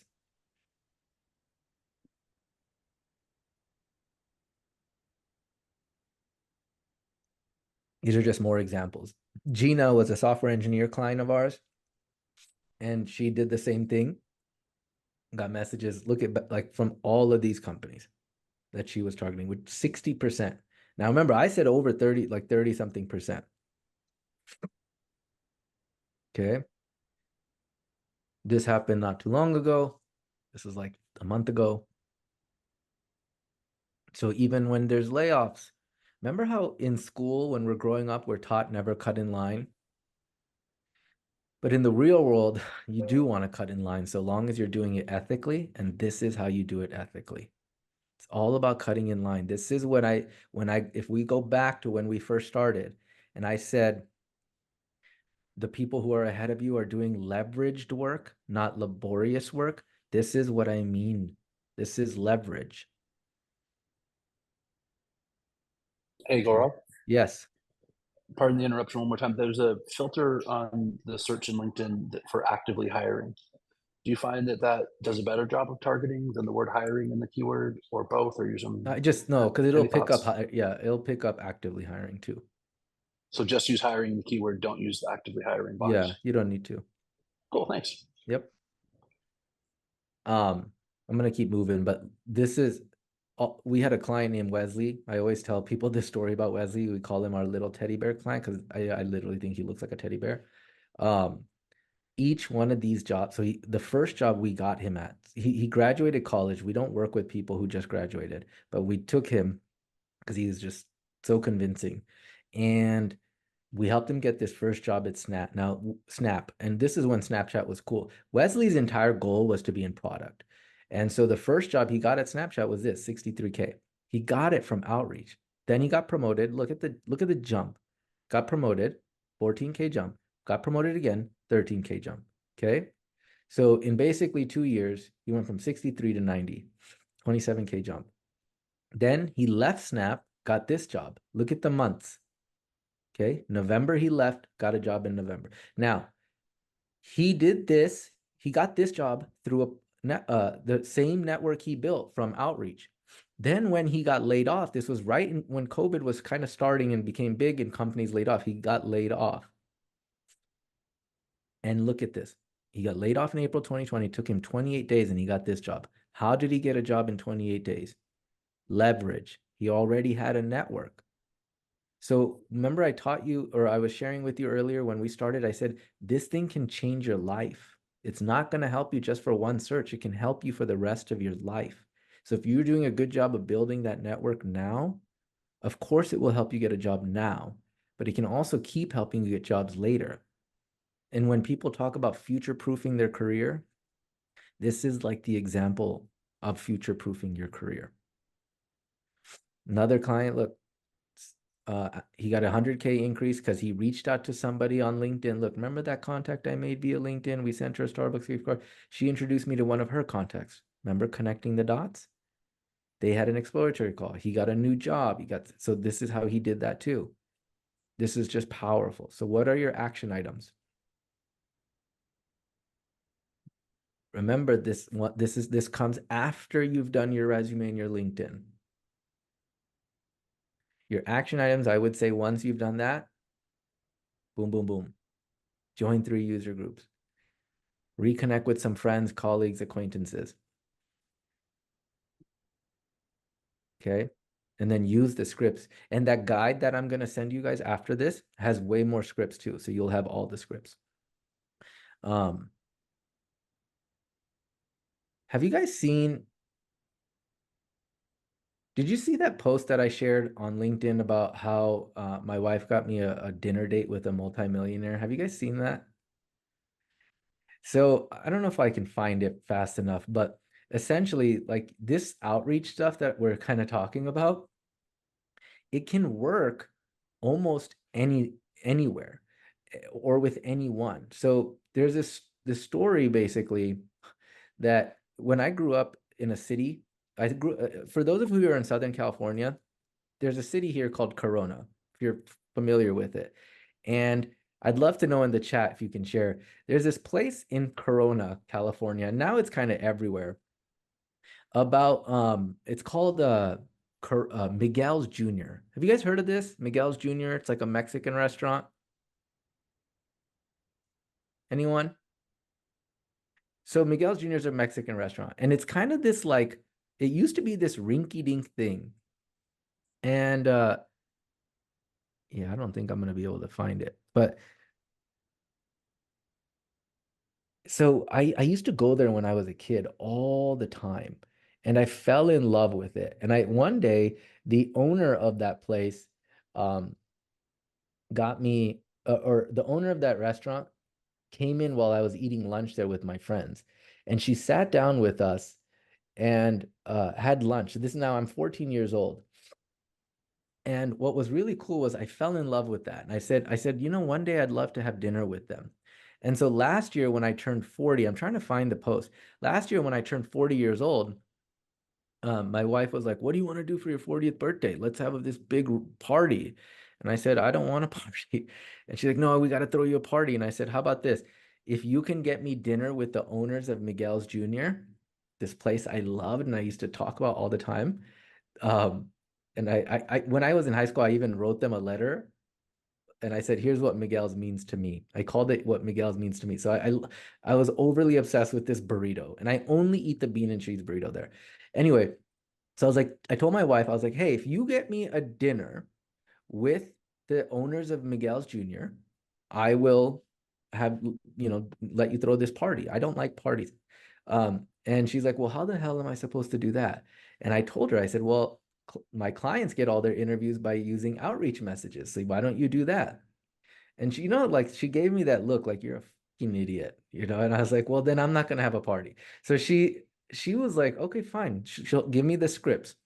And I gave her the scripts. I was like, you're going to have to like edit these scripts. And she sent the message to them. And I'm going to show it to you. I just found the post. So look at this.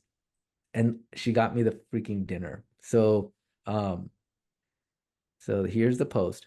It's just called, here's how my wife got me a dinner with a multimillionaire. So this lady, her name is Mary, but we used to call her Mama Miguel. Okay. So look, this is the message that my wife sent them.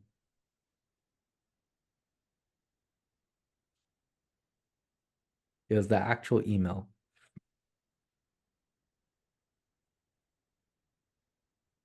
His love for Miguel's burrito is a running joke with his friends and our families, actually, and that's what he wanted for his birthday present. And she's like, you have no idea how much this would mean to him. Now, remember, there's one thing, when you send outreach messages, you guys, one of the things we tell our clients, don't forget to follow up. The key is always in the follow-up. So she followed up with them after 3 times, and then look at, this is what they got back. That's my wife's name, Nirali. Mary Vasquez will have a meal with you and yours. And they sent this little invite to make me feel all special. And then this is, I say one of the best days of my life, but I kind of think it's the best day of my life. Look, that's Mary right there behind her. Like that's her 50 years ago. So I'm just sharing this to say this can work in almost all facets, not just interviews, okay? But now let's get back into it. So now what we're going to talk about, here's what we've covered. Let's do a recap. We've covered how to find the job you're going after, how to write your resume and LinkedIn profile to speak to that job, how to then generate interviews without spending time applying. And now we're going to talk about how do we actually convert those interviews to offers. Okay, so we're going to dive into that. Let me find the thing. Pardon me, Gaurav, quickly before you move into interviews, you mentioned a second ago that the follow-up is really important. One of the things that's challenging is that kind of CRM aspect. Like I've reached out to 50 people. I can't possibly remember each one. Do you have suggestions somewhere? I know you're not going to answer now in depth. Do you have suggestions for where to look to make that easier? Do you have a tracker? I have Google Sheets is the best I've come up with. Yeah, in our program, we have a tracker built out for our clients, but in that Feel Good Career Guide, Crosby, we shared that tracker. Excellent. And so in that, it's a good question. In that tracker, you'll see like, here's who I reached out to. Here's what I sent to them. And then it kind of allows you to keep track of everyone. Thanks, Gaurav. Appreciate it. Yeah, for sure. Okay, so now we call this consultative interviewing. This is a strategy that allows you to get them to sell to you. Okay. All right. I know we're coming up on time. I told you we'd go over, so hopefully you guys can bear with me. So I want to start by giving this example. We all know people who are consultants, right? Or we've at least heard of them. People who work at Deloitte, McKinsey, Bain, all the places. Have you ever stopped and thought about why is it that all those consultants, why is it that these companies give them gazillions of dollars to do projects for them? Right? Every time Bain does a project for Disney, Disney's like, here's $1 billion to do it. Well, here's why. When a consulting company goes out to Disney, for example, they will say, hey, Disney, I know that you guys are looking to implement a new web application and mobile application across all of your parks and resorts. This is what Deloitte or Bain or McKinsey or any consulting firm, they're going to them and saying this. Can you tell us a little bit about that? How long are you projecting? How much money are you willing to spend? How many resources do you have to deploy? What happens if you don't get it done in time? What happens if you go over budget? So they're being consultative. They're asking a million questions. And then what they don't do right there and then is they never say, okay, great. Well, we would love to do it. Here's how much it would cost. What they do instead is they say, hey, let us go back. And then if we think we can help you, we'll let you know. And then what they do is they go back and they create these massive PowerPoint presentations that they, after doing their research, and then they come back in and they'll say, okay, we thought about it. We did some research. We can actually help. Here's the plan we would put in place. Here's the staff that we have already, so you don't have to hire more. We can do it less than the budget you have and in less time. Oh, and by the way, it would be $1 billion to do it. You cool with that? And Disney's like, yeah, here you go. Why do they do that?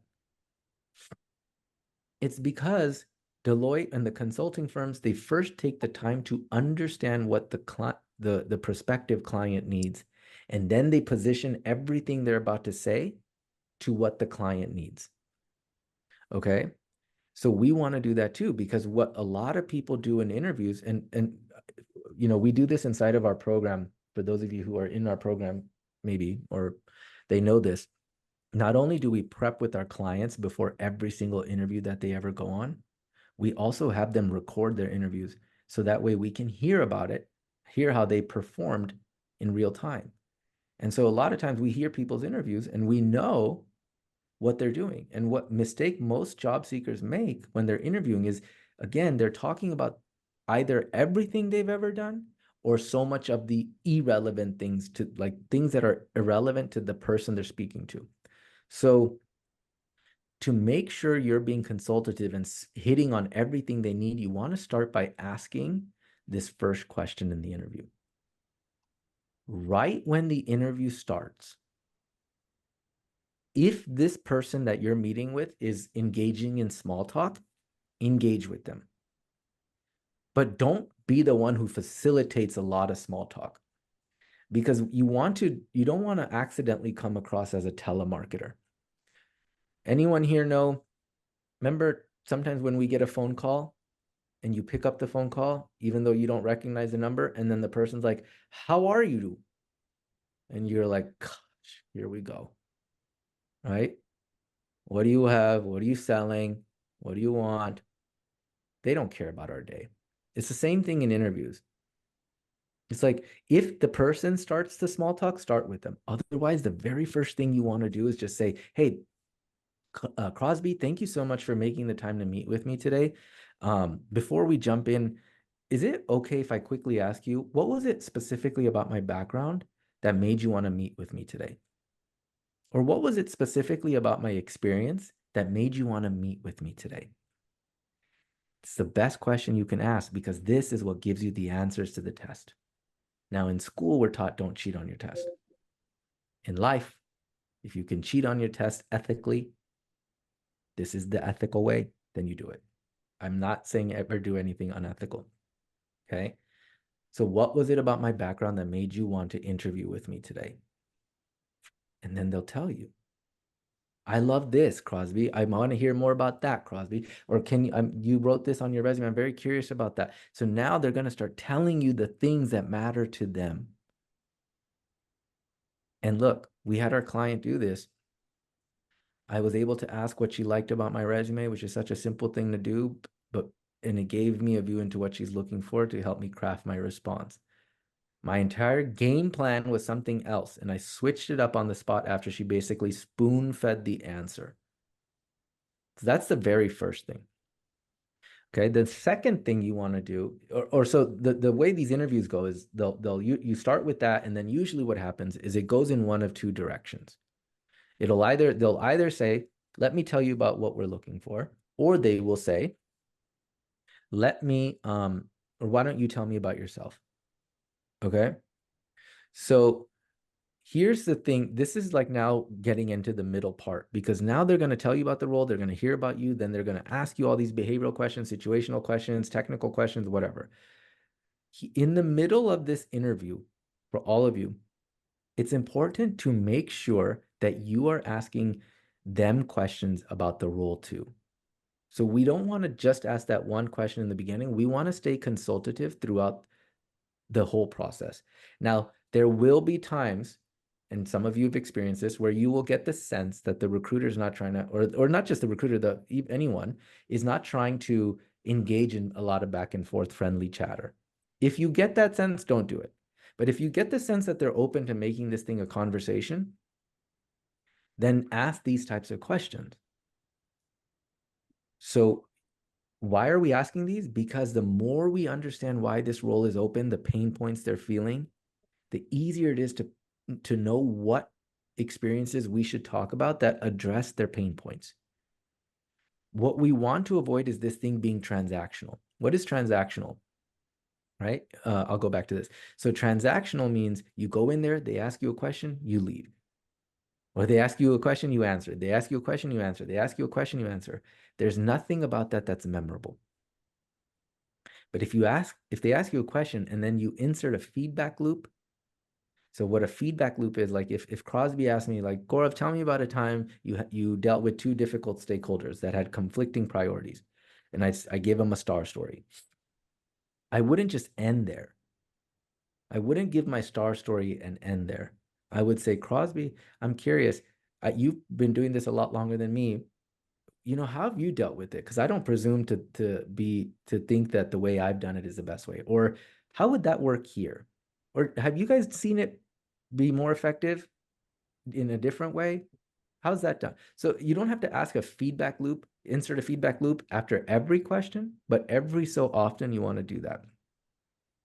So this is how we go from transactional to conversational. And this is how we make the conversation more consultative. So the goal is to understand their pain points, and the goal is to not have a monologue. You want to have a dialogue. And having a dialogue is the fastest way to building rapport.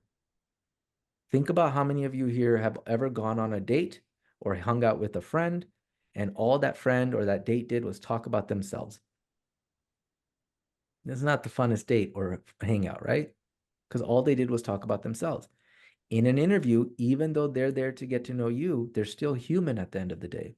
So the better you can turn it from a transactional interview to a conversational one, the easier it is to build rapport.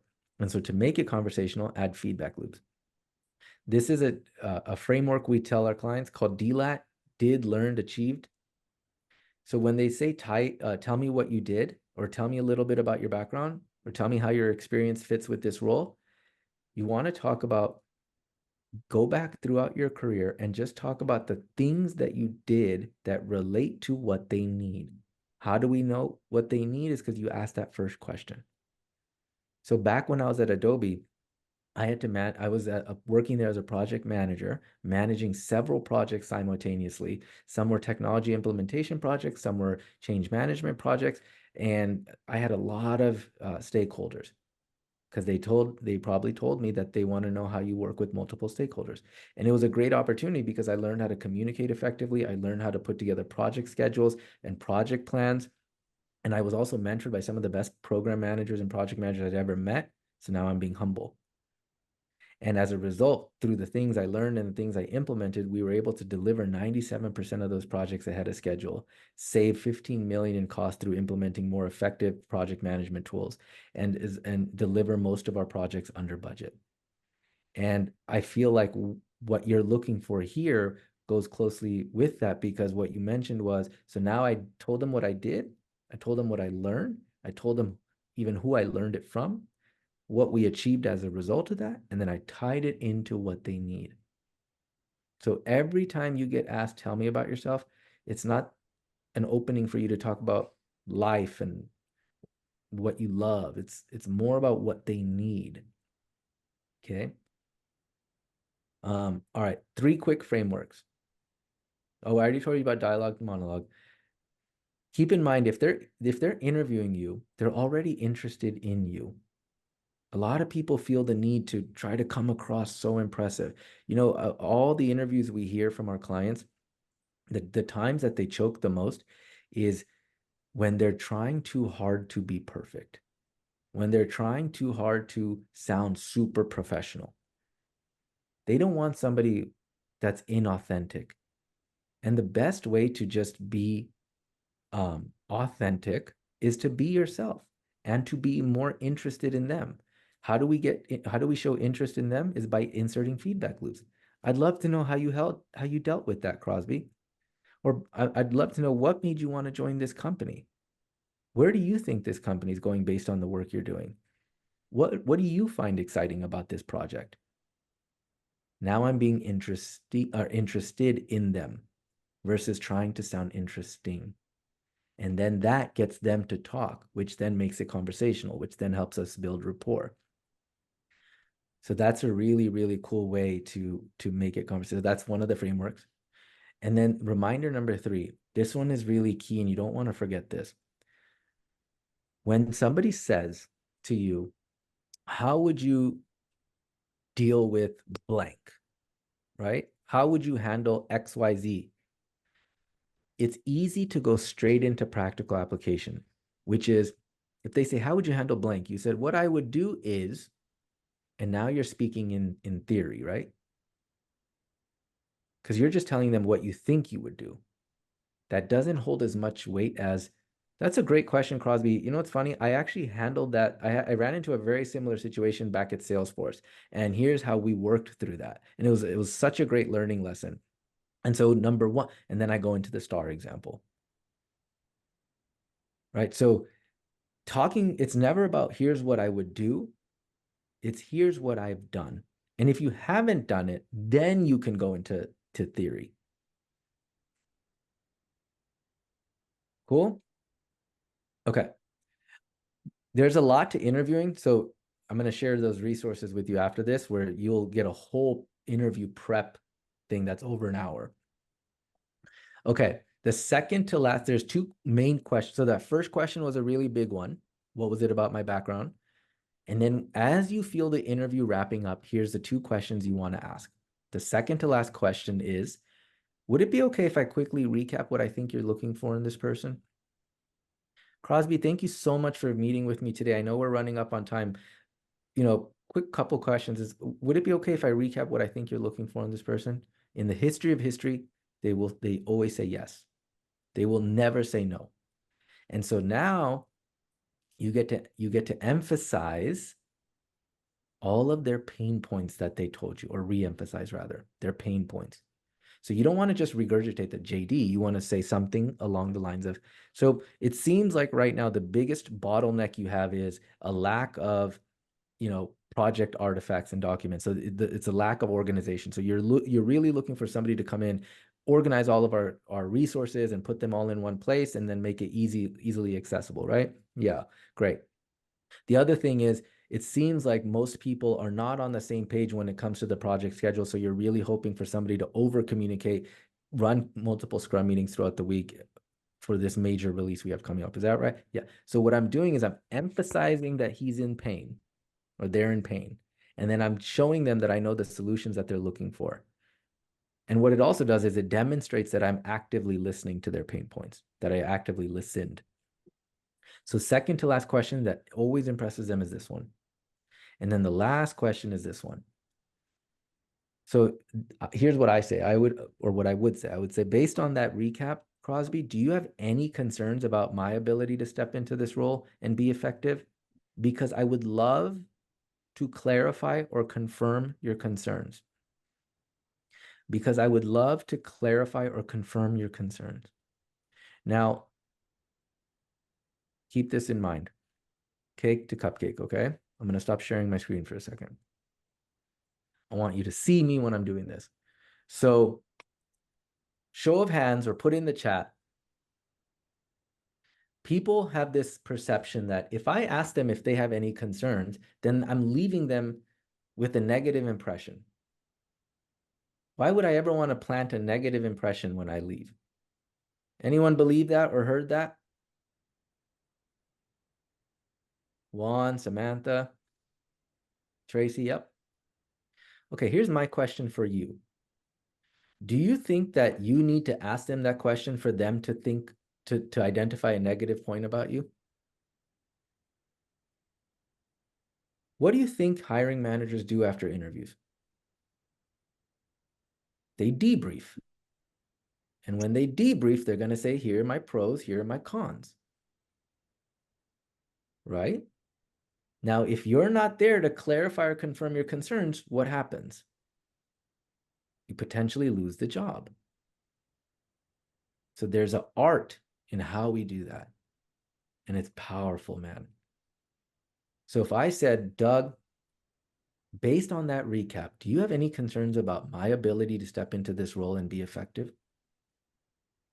Because I would love to clarify or confirm your concerns. First of all, how confident do I have to be able to ask something like that? Pretty confident, right? Because if he says a concern and it's true, that's pretty gutsy. So now here's how we handle it though.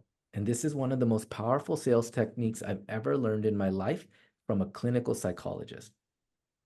And it's called absorbing versus deflecting. So let's assume Mavish said, my only concern, Gaurav, is you don't know how to bake a cake. And it's true. I don't know how to bake a cake. Most job seekers will say, oh, no, but I can learn how to bake a cake. Oh, no. Worse, sometimes they lie. So the second you say, oh, no, but what happens? Their wall goes right up, right? Because they know now you're about to sell them some crock.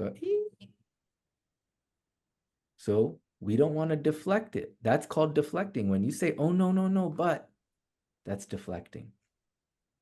So instead, I want to absorb Mavish's concern. So I would say, you know what, Mavish, you're right. I actually don't have any experience baking a cake. Now she feels heard. Right? But I can share that when I was at blank bakery company, one of the things that I used to be responsible for was baking cupcakes. And it's so funny because when I started there, I had no idea how to bake a cupcake at all. And when I started, actually, for the first month and a half, I had the most disgusting cupcakes ever. No one would go near them. So what I did was every single night, I kid you not, I would stay up till 2 a.m. watching YouTube videos and studying different recipes. And then I would be up in my kitchen testing those recipes. And by the time I woke up, you wouldn't want to see the look on my wife's face when she walked into the kitchen. It was a mess. But I stayed up every night just trying to learn and get better. And then in addition to that, I spent some time with some of our best cupcake bakers. And as a result of that, I just kept testing and iterating, iterating. And by end of the first month and a half, my cupcake started getting really good. But by the first 6 months, I had the best velvet cupcake in the entire bakery. And I would use a very similar approach here to learning how to bake a cake. Does that help? So I've taken her from a negative to a positive. Now, if I didn't ask that question, she will just think in her brain, he doesn't know how to bake a cake. Let's dock him some points for that.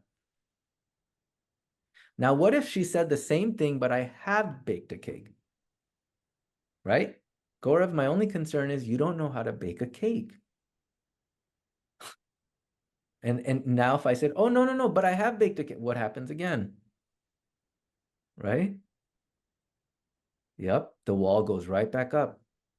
So we still don't want to deflect, we absorb it. And we take accountability. Let her feel smart. So we say, that's my fault, Mavish. You know what? That's my fault. I should have done a better job of clarifying that. Remember when we talked about I was at XYZ Bakery? Actually, in fact, I was baking cakes there. I just completely forgot. We were focused on cupcakes so much. I love eating them all the time. I was baking this cake and that cake and ice cream cake, and here's how I baked it. And here's what I learned about it. And I would use that same thing here. Does that help? Sorry for that. Now, does she feel stupid? Does she feel sold? Does she feel tricked? No, because I'm the one that's making myself look stupid by saying I forgot. So don't deflect, absorb. So we call it cake to cupcake strategy. I haven't mentioned one single healthy food in this whole presentation, I'm realizing, so it's kind of sad. Okay, so that's how we end the interview. And once we're done with that, just say, thank you so much for your time. Don't say what are next steps. Don't say I love this company so much. Don't say I look forward to working here. We don't want to do that because now we're coming across desperate. Just say thank you so much for the time. I look forward to hearing from you. And then you send the follow-up. Cool? Good? All right, y'all. For those who lasted all the way through, we're finally at the point where we get an offer. So what do we do if we get an offer? And this one's going to be simple. It's easy. You're going to have the exact script and it works at like, I don't even know. I think 97% of the time or something. So you get an offer. It's not exactly what you want. So first of all, we want to know how to negotiate. This is where everyone gets nervous. Well, they get nervous all throughout, but this is one part too. So keep in mind that first and foremost, that negotiation is not just about base salary. It's not just about base salary. It's the total comp as well as all these other factors. Remember this is something a mentor told me when I was younger, which is like when you're younger, you focus on learning. When you're older, you focus on earning. Now, if you find learning and earning, obviously that's amazing. So if you're a little bit earlier in your career, you want to look at, does this company have good upward mobility? So if they're giving you a low base, but has upward mobility, is there good mentors? Do you respect the leaders? Is the work cool? Are you going to get smarter as a result of working there? Are you going to get better? Those are all things to factor. Do they have good benefits, good culture, good perks? So those are things that you can negotiate too. Some of the benefits, sometimes the bonus, the equity, the sign-on, you can negotiate these things. So it's never just about the base. But anyway, let's just say we want to negotiate on the base. So remember that guy, Sonny, that I showed you his thing and he got that 20K increase. I wrote his script for him and you're going to see the script. So we use a technique here called the Chinese menu philosophy. This is a powerful thing. So essentially what it states is the Chinese menu philosophy essentially states that when you walk into a restaurant and they hand you a menu, you think you have all the free will in the world to choose whatever you want. That's usually the perception, right? They give you a menu, you get to choose from their thing. Now, unless you're going to Cheesecake Factory where you can literally get anything you want, you're essentially just choosing from the options they gave you, didn't they? Aren't you, rather? So how much free will do we really have when we go to a restaurant that's not Cheesecake Factory? very little, right? So we're going to do the same thing here. When we get an offer and we want to negotiate, we're not going to just say, no, thank you, I'd like this instead, because it's too easy for them to say no. A lot of times what people say is there any way we can get this number to 150? They'll say no.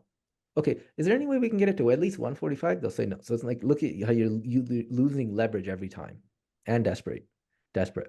So instead, we're going to give them options and let them think the ball is in their court. But in reality, they're going to pick from the options they gave us. What was funny was last time I did this presentation, the example I shared that I'm about to share in a minute was the example of somebody who was in the thing. He was a past client and he was just on here. It was really funny. He's like, hey, you're sharing my comp. He didn't care though. All right, so here's what we do. If you feel the need to negotiate after a counter, provide them with options. Okay. So option number one usually is a higher salary and all else remaining the same. Option number two, slightly lower salary, but increase something else. Could be bonus, could be sign-on, could be more vacation, could be better title, whatever. And then option number three, a slightly lower salary than option number two, but then everything else should be higher, way higher. Now, how you ask for this is equally as important as what you're asking for. So we want to keep it kind, we want to keep it respectful, and we want to make sure that we're coming across like we've done our research. We never want to be like, oh, you instead of 150, may I have 250? Like now we're just being unreasonable. So we want to make sure we're looking at websites like salary.com, payscale.com to make sure that we know what's a reasonable number to ask for a very similar type of company in a similar industry. Okay, so look at this is what our client got. This is from TikTok.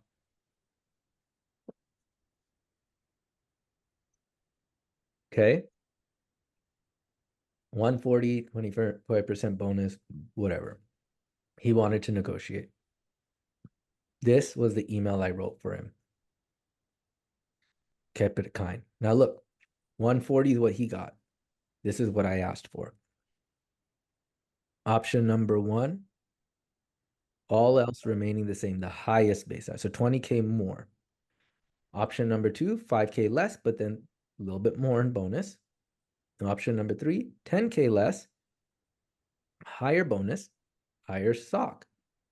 And I kept it kind too. I said, I would like to respectfully ask if there's any flexibility to close the gap between what you offered and what I saw up here. Would you consider one of the following options? Now they think the ball is in their court. Either they'll pick one of them, or what most likely happens is they'll kind of mix and match between the options. It's totally fine though. And then this is what he got. He got 140. They said they gave him the option. You pick. You want more RSUs or you want higher base? Now, if you ever have the chance to get more RSUs and it's not a big difference in this base, I would go for this all day long because this is going to be way more of a payout if it works. Matt is asking, is this working in this year? Yeah. Like so many of the examples I just gave you are from this year. The guy Nate, all these things, Sunny. This works in any market. This was from this year, this like past 12 months. I believe in September or something like that. So this guy got 190 base, 190 stocks to 220 base and 300K in stocks and a 15K sign on. Guys, can I ask you something? Why didn't they just offer him the 220K base to begin with?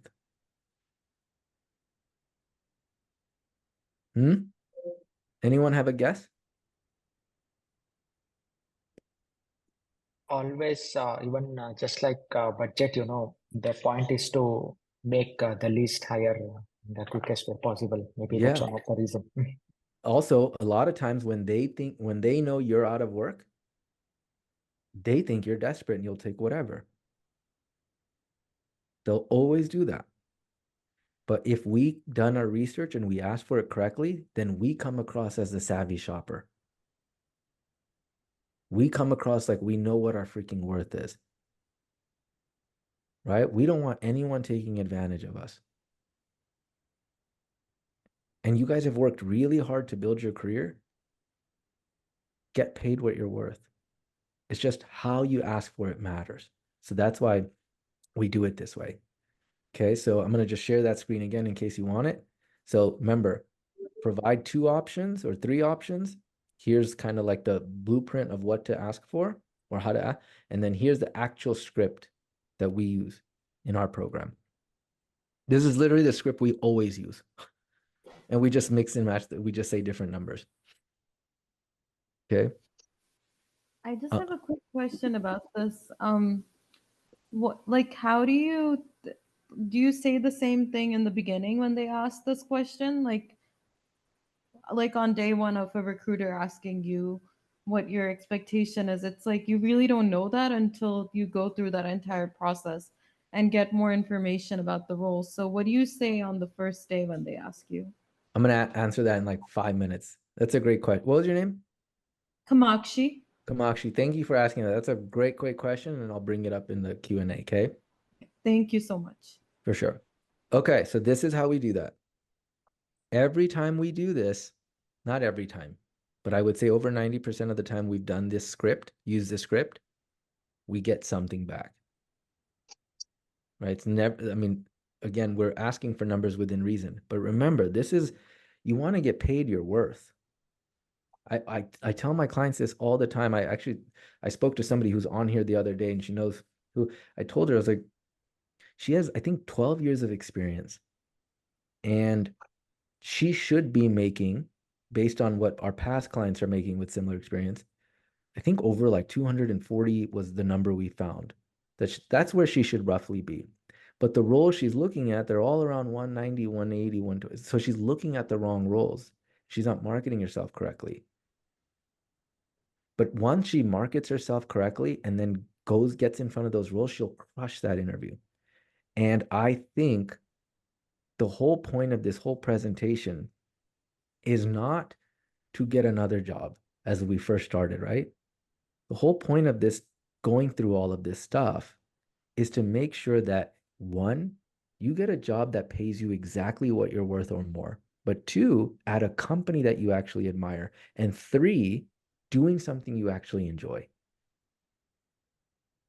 If we're going to be spending 8 hours a day, 10 hours a day working, we owe it to ourselves to be making sure we're having fun. Because when we're making good money, like we talked about, we can tend to do good things. And we're less stressed, and we're more happy, we're more present in our life. And it's like, man, we can control this to some degree, and we may as well try. So that was the presentation, y'all. This is how you're going to land a job, a high-paying job in 2024. The TLDR is number 1. It starts with that M&M store. And then behind, it's backed by writing a keyword optimized resume and LinkedIn profile. The resume and LinkedIn is step 2. Then we follow the 80-15-5 rule and focus on outreach. And then you're going to get a resource on how to consultatively interview. And then you'll learn how to negotiate intelligently. And people always ask me, isn't this going to be hard like we talked about in the beginning? And I always say back, well, define hard. Because I think it's harder to waste a bunch of time applying, not get results, become frustrated, get hopeless, get desperate, start applying for jobs you don't want, ultimately take the job you don't want, set yourself back potentially years or maybe never achieve your potential.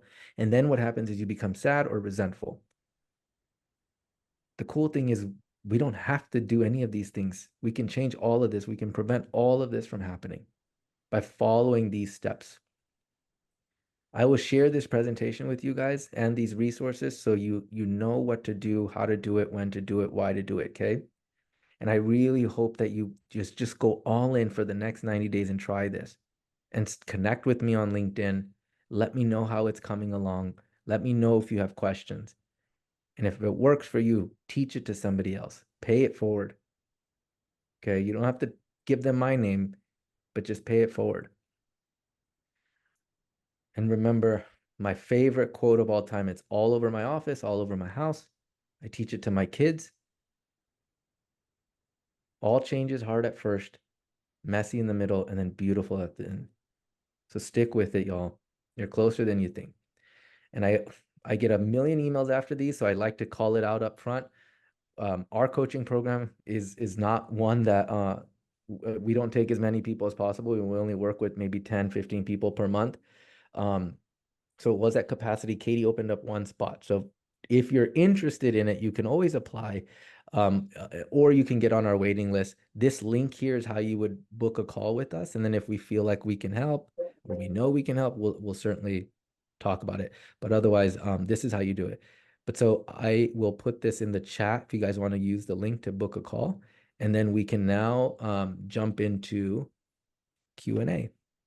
So let me answer Kamachi's question first, but let me put this link in the chat so you have it while I do that.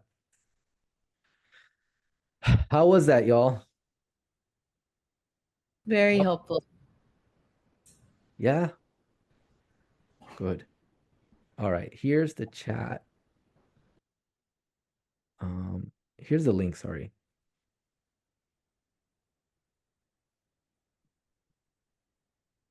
And this is recorded too, right? So I missed the first 30 minutes, so I'll. Ooh, tardy. Just kidding. Okay, so Kamachi's question was a really good one. I put the link in there, whoever just asked, it's right there. So if you don't see it, just let me know. She's like, how do you do this in the beginning if it's with the call from a recruiter? And that is such a powerful question because it happens all the time, right? If you're not doing the outreach and you're not getting on a call first with the senior leader, so most of our clients start the process off usually with the hiring manager or senior leader using this process. But if for whatever reason, a recruiter finds your resume and they call you, this is what I always tell my clients. So a recruiter will say, hi, Matt, I'm from blah, blah, blah. Saw your resume, would love to talk about the product manager position you applied to, right? What happens? You're not prepared for it. So right there and then, they're going to ask you in that call, by the way, if this moves forward, what are your salary expectations? Now, if you just throw out a number and later you find that, damn, this one pays a lot more, I could have asked for more, that happens a lot. So what we always will do, always, is never start a call with a recruiter on the spot. So I would say, Matt, thank you so much for calling. I'm actually not in the position to talk right now. Can I call you back in 15 minutes or can we schedule a time for an hour from now or whatever the time is? And by the way, do you have a second to email me the job description or at least just let me know what, if it's an internal recruiter, they'll tell you the name of a company. If it's an agency recruiter, just say, can you tell me either who the company is or at least the size of company, what industry? Size of company and industry. Great. Looking forward to talking to you in 20 minutes or whatever. Now go on to PayScale, go on to salary.com, go on to what's it called? What's the other one? God, I have lists of everything. I just forget it. Yeah, Glassdoor. Thank you. Go on there and look at comparable companies in comparable industries for that position. You will get ranges. Now you can also just go on their website. If it's an internal recruiter, go on their website and they might have their salary posted on that job posting. So you'll even know right there and then. So our clients in our program, they never talk to a recruiter on the spot because they will get trapped. So we just say, give me 20 minutes, 5 minutes, schedule a time, and then we chat with them. This package was delivered, but it was an empty envelope. I don't know. Okay. Cool. Does that make sense? Thank you. You're That's welcome. helpful. Yeah, that's helpful. And then are we trying, just to follow up on that same question, do you usually say like a salary like more than what they would probably be offering, or would you want to stick to, like, let's say the job description has a range and it says 160 to 180, would you say, okay, I'm looking for 180, because then they're gonna like negotiate it to 170 by the time you're done? So would They you might say, not if you're adding value. So we never just say, I'm looking for blank. So you Okay. say, you know what? Here, this is the exact script we give them. I'm going to say it. It's going to be in the recording. I always say, Charles, I got to tell you, salary is not my number one motivator by any means. I'm actually way more interested in joining a company where I believe I can make an impact and work with really cool people doing some fun stuff. And I feel like this is that. But in full transparency, the companies that I'm being considered by right now are offering between 175 and 193. And that's a range I'm completely comfortable with, but also happy to negotiate or be flexible depending on total comp. Can you share a little bit about comp? okay, that's super helpful. Thank you. Really Yeah. appreciate it. So we don't want, the reason we say it like that too is because we're not lying. The companies I'm being considered for, that just means I applied, right? I don't know that they're not considering me. But once they hear the words, you're being considered by other companies, these recruiters, remember, they make their livelihood, they make their pay by filling positions fast. If they hear that you, Komachi, are out there interviewing, or they think that you're interviewing for other companies, their sense of urgency goes way up, right? So they'll work faster.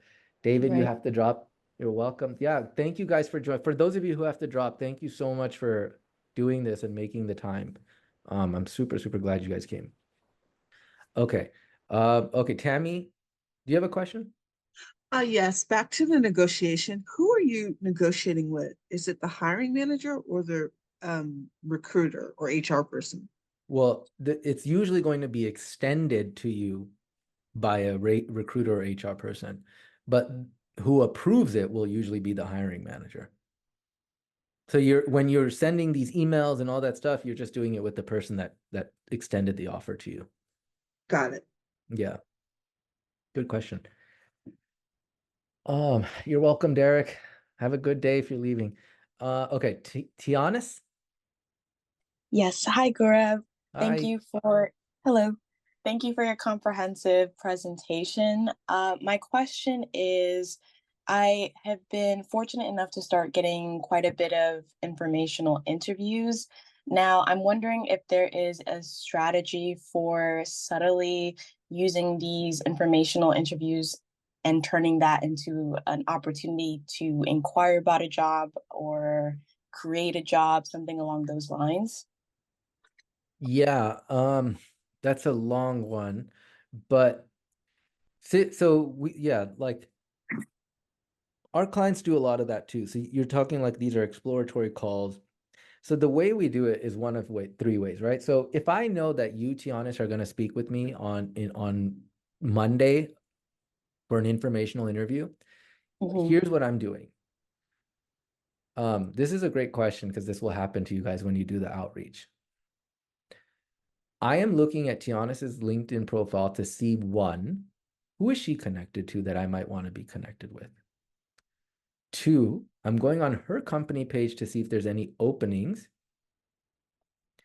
that I would be a good fit for. Okay, so those two things I'm doing. And then three, I'm lastly identifying one or two or three things about her background, career journey that I'm inquired about, that I'm excited about, interested in. Here's why. Now, when Tianis gets on a call with me, I'm not going to jump into what I want. This is a bank where I need to make a deposit first before I can make a withdrawal. Exploratory calls, informational interviews, anyone that's being generous and giving you your time, make a deposit before you make a withdrawal. So a deposit would be taking the time to get to know her. Tianis, thank you so much for making this time to speak with me today. I know you're probably really busy, and I won't take up too much of it. I was really curious about the fact that you made this jump from manufacturing into tech. And I just wanted to know how that's like, how did you do that? Or I noticed that you're working on this project. It's something that I've worked on too, but I'm curious how much, you're doing it at such a larger scale. I'd love to learn a little bit more about that. And then tell you a little bit about what I'm doing now. So now, what do I do? What did I just do? I got her talking, right? When people talk, they typically feel good. I'm showing interest before I'm asking for something. Now, what Tianis will do naturally in this call is she's going to say, here, I'm done talking about me. So then she'll say, now, what about you? Tell me a little bit about you. What's up with you? And now I get to tell her a little bit of my elevator pitch like Mayank did earlier, but in a more not so prepped way. And then I tell her, you know what? Great question. I've actually, I've been fortunate because I'm being very intentional about my job search this time around and really trying to make an effort to find companies that I align with and who are working on things I really enjoy. And the reason I reached out to you specifically was because I loved your journey and how you got here, and what you guys are working on and building out this SaaS platform is something I just really enjoy doing. And so, before we got on this call, I actually noticed that you were connected to Miriam, Charles, and Pranay, who also have a SIM background. Would it be okay if I reached out to them on your behalf? What would you say, Tianis? Sure, no problem. Boom. Now I get to name drop, don't I? Hey, Charles, I thought I'd reach out. I just had a conversation with Tianis and she thought it'd be a good idea for the two of us to connect. Just made a second connection, didn't I? Yeah. But also, Tianis, I was really curious, and you don't feel free to say no to this, by the way, but I noticed before we got on a call that your company has a associate product manager position on the growth and acquisition team. Do you guys get a referral bonus?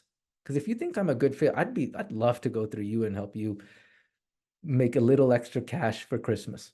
Ha ha ha. And now she'll say yeah or no or whatever. I'll be like, oh, if you don't, that's fine. Is there a person on that team that you think would be a better fit for me to reach out to? What would you say, Tianis? Where is she? She gone? What she wouldn't say is, screw you, Gaurav. Screw you, scumbag. No, because she just came back. Dang it, she didn't hear anything. She wouldn't say any of those things, right? Because I took the time to get to know her. I told her what I'm looking for. It's very authentic. It's very intentional. And now she might say, yeah, you know Joe Schmidt? He works there. You should reach out to him. Or send me your resume. I'll connect you directly. Or yeah, I do get a referral bonus. Either way, I'm trying to take one of this call, and my call to action is either I expand my network or I get an interview at our company, or both. So these exploratory calls have 3 steps to them. We prep our clients for these 2, not just interviews. And step 1 or part 1, always about them. Research their background and their company.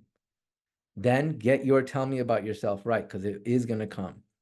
And then what is your call to action and how are you going to say it? And it's funny, like we prep with them over and over and over again, because sometimes it does feel weird to ask somebody for something, doesn't it? Doesn't it? It does. Yep. But here's the funny thing, Tianis. What's your position? So currently I am not employed. However, I'm looking for roles in corporate communications and policy analysis. Okay. And have you done that? I have. I've narrowed down some companies. I have some interviews set up for tomorrow, next week, and that's where I want to just make sure I'm applying some of those strategies. And then do you think you're good at that? I do think I have to say I'm pretty good at selling myself. However, one of the challenges I was having was marketing myself, and I've been doing that by reaching out to hiring managers and people who hold positions that I'm interested in. So if you're good at that, then don't you think another company would benefit from having you? Yes or no? Absolutely. So then why not ask? Exactly. Right? There's a little bit of fear, but I am working on overcoming that, and your insights were very invaluable. Thank you. But and I'm not saying like go out there and be arrogant and smug. It's just that if I think I'm a good recruiter, I think a company would benefit from having me. And Mhm. so why wouldn't I want to ask them to join me or to at least consider me, right? Yeah. And if I can make Tiana some money along the way, then now I'm helping her too. So when we get to the point where we're going to ask somebody for something, this is where, like, remember, the confidence in ourselves matters so much. And if we believe we're good at the thing we're going after, then we shouldn't be afraid to ask. Mhm. Good luck on your interviews. Can everyone in the Thank- chat wish her some luck? Let's throw some good juju out there before we wrap this whole thing up. Thank you, everyone. And good luck to you all as well. You guys want to do a quick exercise before I finish the rest of these questions that we did inside of our coaching program yesterday? We did a group call and we did this exercise. You guys want to do one? Yeah, sure. It's a little bit woo-woo. I'm going to ask you to do something. If you're not in the position to do it, don't do it.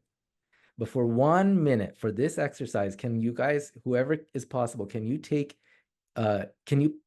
turn your cameras on? So I'll give you a second to do that.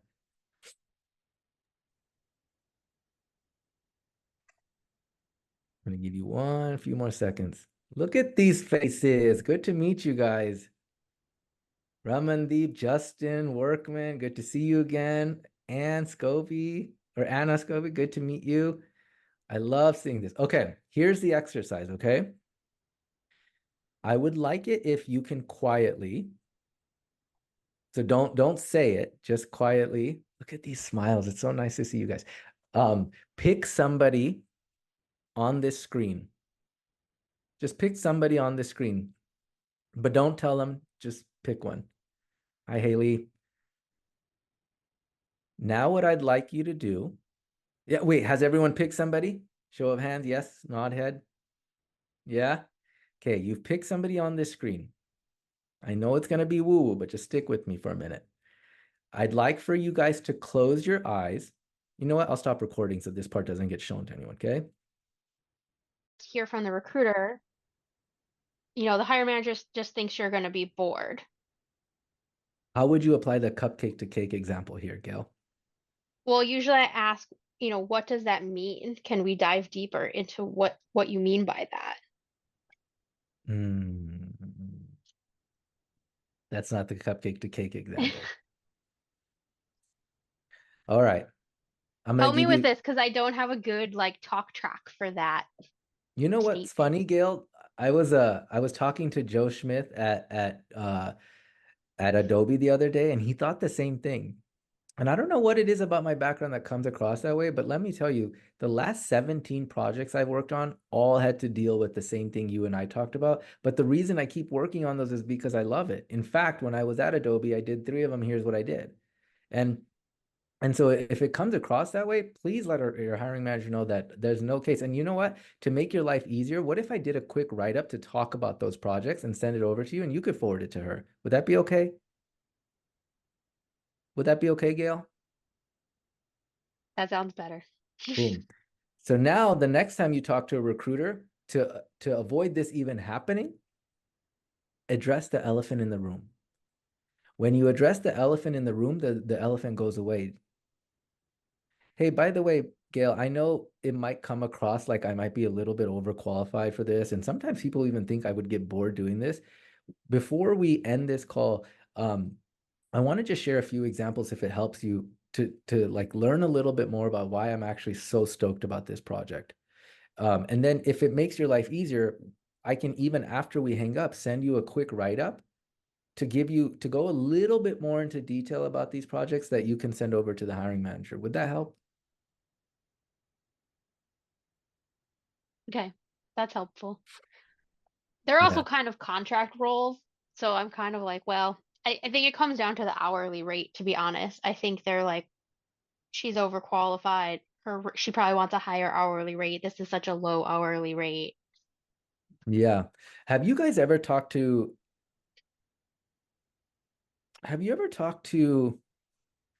this is going to be such a crazy example.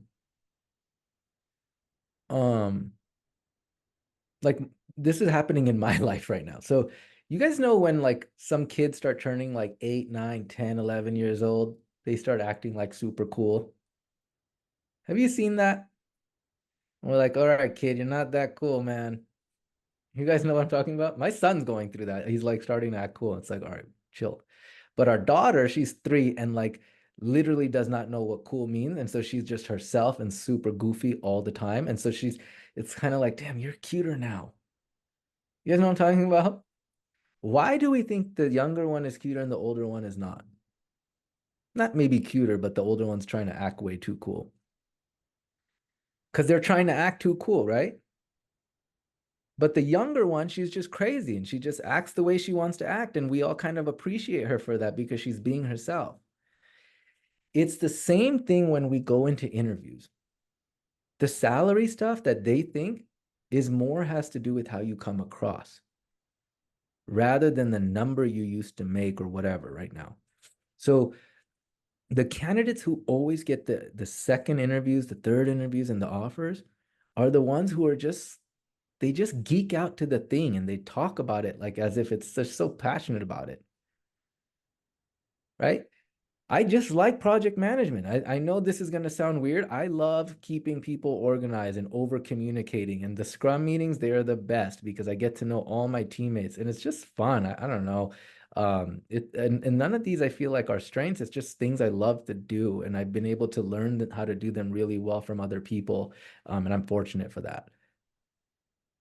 There's a way sometimes it's the energy that the way we're portraying ourselves that give off the perception that they think you're going to be bored when in fact you might not be. You know, like when Mayank gave that answer and I was like, Mayank, this is not a corporate thing. We had this client, his name is Ryan. He's an ex-consultant, worked at Deloitte. And when we heard his interviews, he bombed a few of his first few interviews.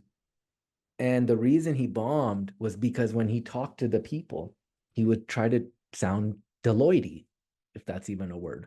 You know what I mean? Like too consultanty, too like, I got a tie on and all this stuff. And after I heard it, I was like, Ryan, do you talk like this? Like the way you were talking in this interview, do you talk like that? He's like, what do you mean? I was like, let me ask you something. What'd you do this past weekend? He's like, oh, I went to my brother-in-law's bar and got hammered with some of my friends. And I said, tell me a story you guys talked about before pre-hammered, what did you talk about? And he gave me this story and it was about the Nuggets going to the playoffs and all this stuff. And I was like, can you talk like that? Talk like that. Because that is when you were excited. You seemed like you cared. You didn't care about like how people were like perceived you. Don't talk like you talked when you got hammered. Just talk like that. And so it's the perception, right? Because now Ryan is showing up being himself, being free, not worrying about what they think all the time. And then his interview started to convert. So a lot of times, Gail and whoever here needs to hear this, it's not about what you're saying.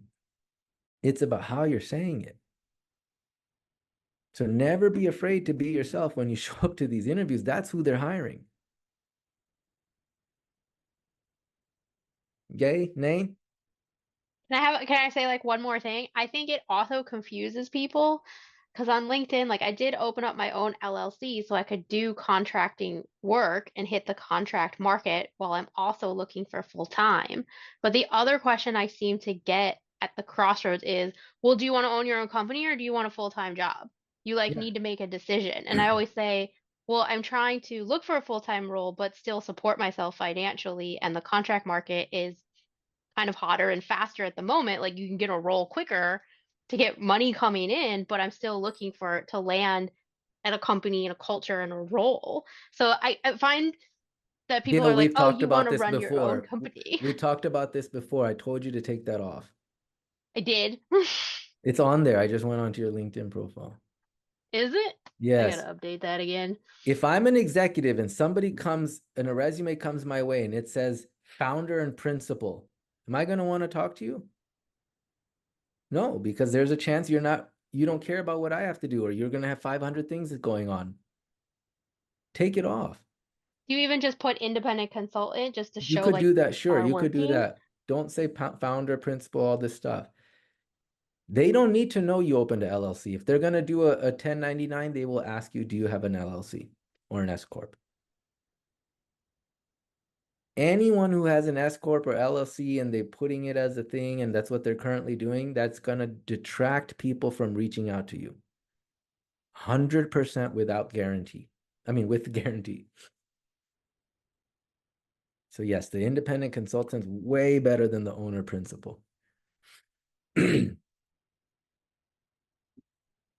Guys, you learned the whole Updating now. process. Thank you, Gail. Everyone give some shout out to Gail because she's taking action. All right. We're gonna go ham. Remember, can I get your commitment from everyone that you're gonna give this your all for the next 60 to 90 days? Do I have that? Yes, Charles? Thank God. I love it. Okay, we'll keep going with the questions. Sumant. Gaurav, you talked about the networking strategy, and I'm not new to networking, but the constant problem that I face is, on LinkedIn, people are not active if they see the message, but at the same time, cold emailing is also, not that effective. In terms of the clients that you teach, which is the effective, the platform, which has got the better success rate when it comes to messaging. Email. So LinkedIn works really well for our clients, but here, let me show you something. If I can find it, because we do have these tools our clients. Anyone, if you have them in the, if you want to put in the chat,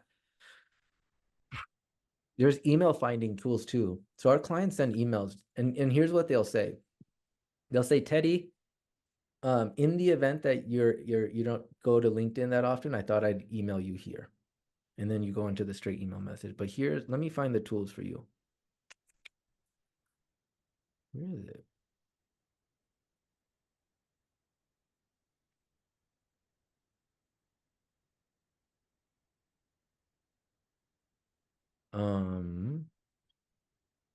I don't know. I used to have these things where you could find.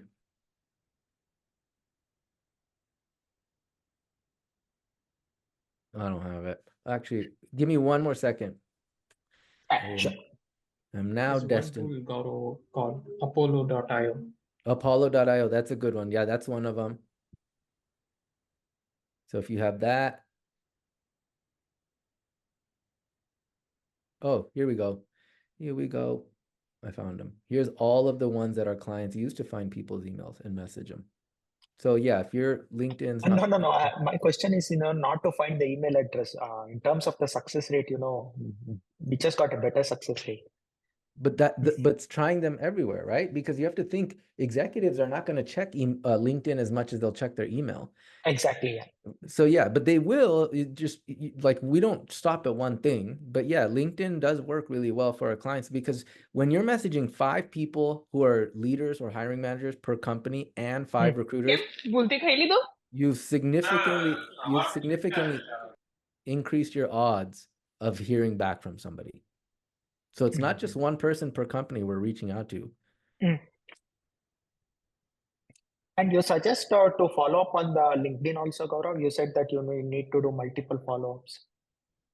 We stop at 3, yeah. Even on LinkedIn platform. Yeah. After 3 follow-ups, we stop. You know why? Because what's the stinkiest perfume and cologne you can wear? I don't know, honestly. Desperation by Calvin Klein. Don't want to come across this. After 3 follow-ups, screw them. There's plenty of companies out there. There's a right one out there for you. Okay, we'll keep going.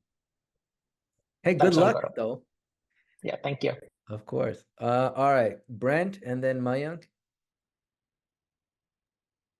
Thanks, Gaurav. This has been really, really amazing and helpful. Thank you so much for your generosity and your time and everything you're willing to just give away. I think it's a brilliant approach. So I have a mindset issue that I'm dealing with, and I'd love your input. I'm 54 years old, and I'm somebody who has really let curiosity lead me through my career. So I've done a lot of different things. I think there's a focused story there, but I haven't necessarily done that up the ladder career progression. And the latest lane that I'm in, and that I think is still a good place for me, is customer success. But I have it in my head that, you know, I got laid off a couple of years ago, so I've been in this for a while. And I have it in my head that tech companies are looking for younger talent. And I have a lot to bring to the table. I've done some cool things. I don't have all the ARR numbers and stuff like that because I've tended to work for smaller companies. But I guess I'm kind of wondering what you would say to somebody like me who is struggling with an idea that maybe my time has passed, you know, or the other aspect of this is kind of like I'm going after individual contributor roles. They're seeing this track record on my LinkedIn profile or my resume.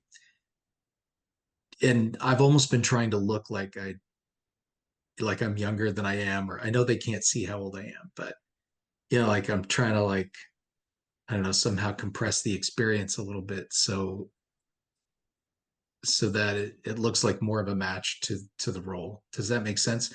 Mhm. I'll stop talking there, and if you have any clarifying questions, please ask. But Well, first of all, thank you for being super vulnerable here. Let me say a bunch of things. One, if a company is going to discriminate based on age, screw the company. We're not trying to work for them. Two, it's probably more in your head than anything else. I can promise you that. We fear, like, we get hindered so much by the things that we fear, and those things that we fear like never even come to fruition. You know? So that's the other thing. So it's more in your head, screw the companies. And the third thing is, I would never discount where you've come from, even if it wasn't linear, because you've learned things along the way. Now it's time to find how to demonstrate what you've learned and make it applicable to the person that you're about to get on the call with or reach out to, right? You have more experience than you're giving yourself credit for. So give yourself the freaking credit. You earned that. And lastly, tactically, on our LinkedIn profiles and on our resumes, Brent, we have a lot of clients who are over 50, a lot of them. And we just tell them never go back more than 15 years on the resume and LinkedIn. It's just not relevant anymore.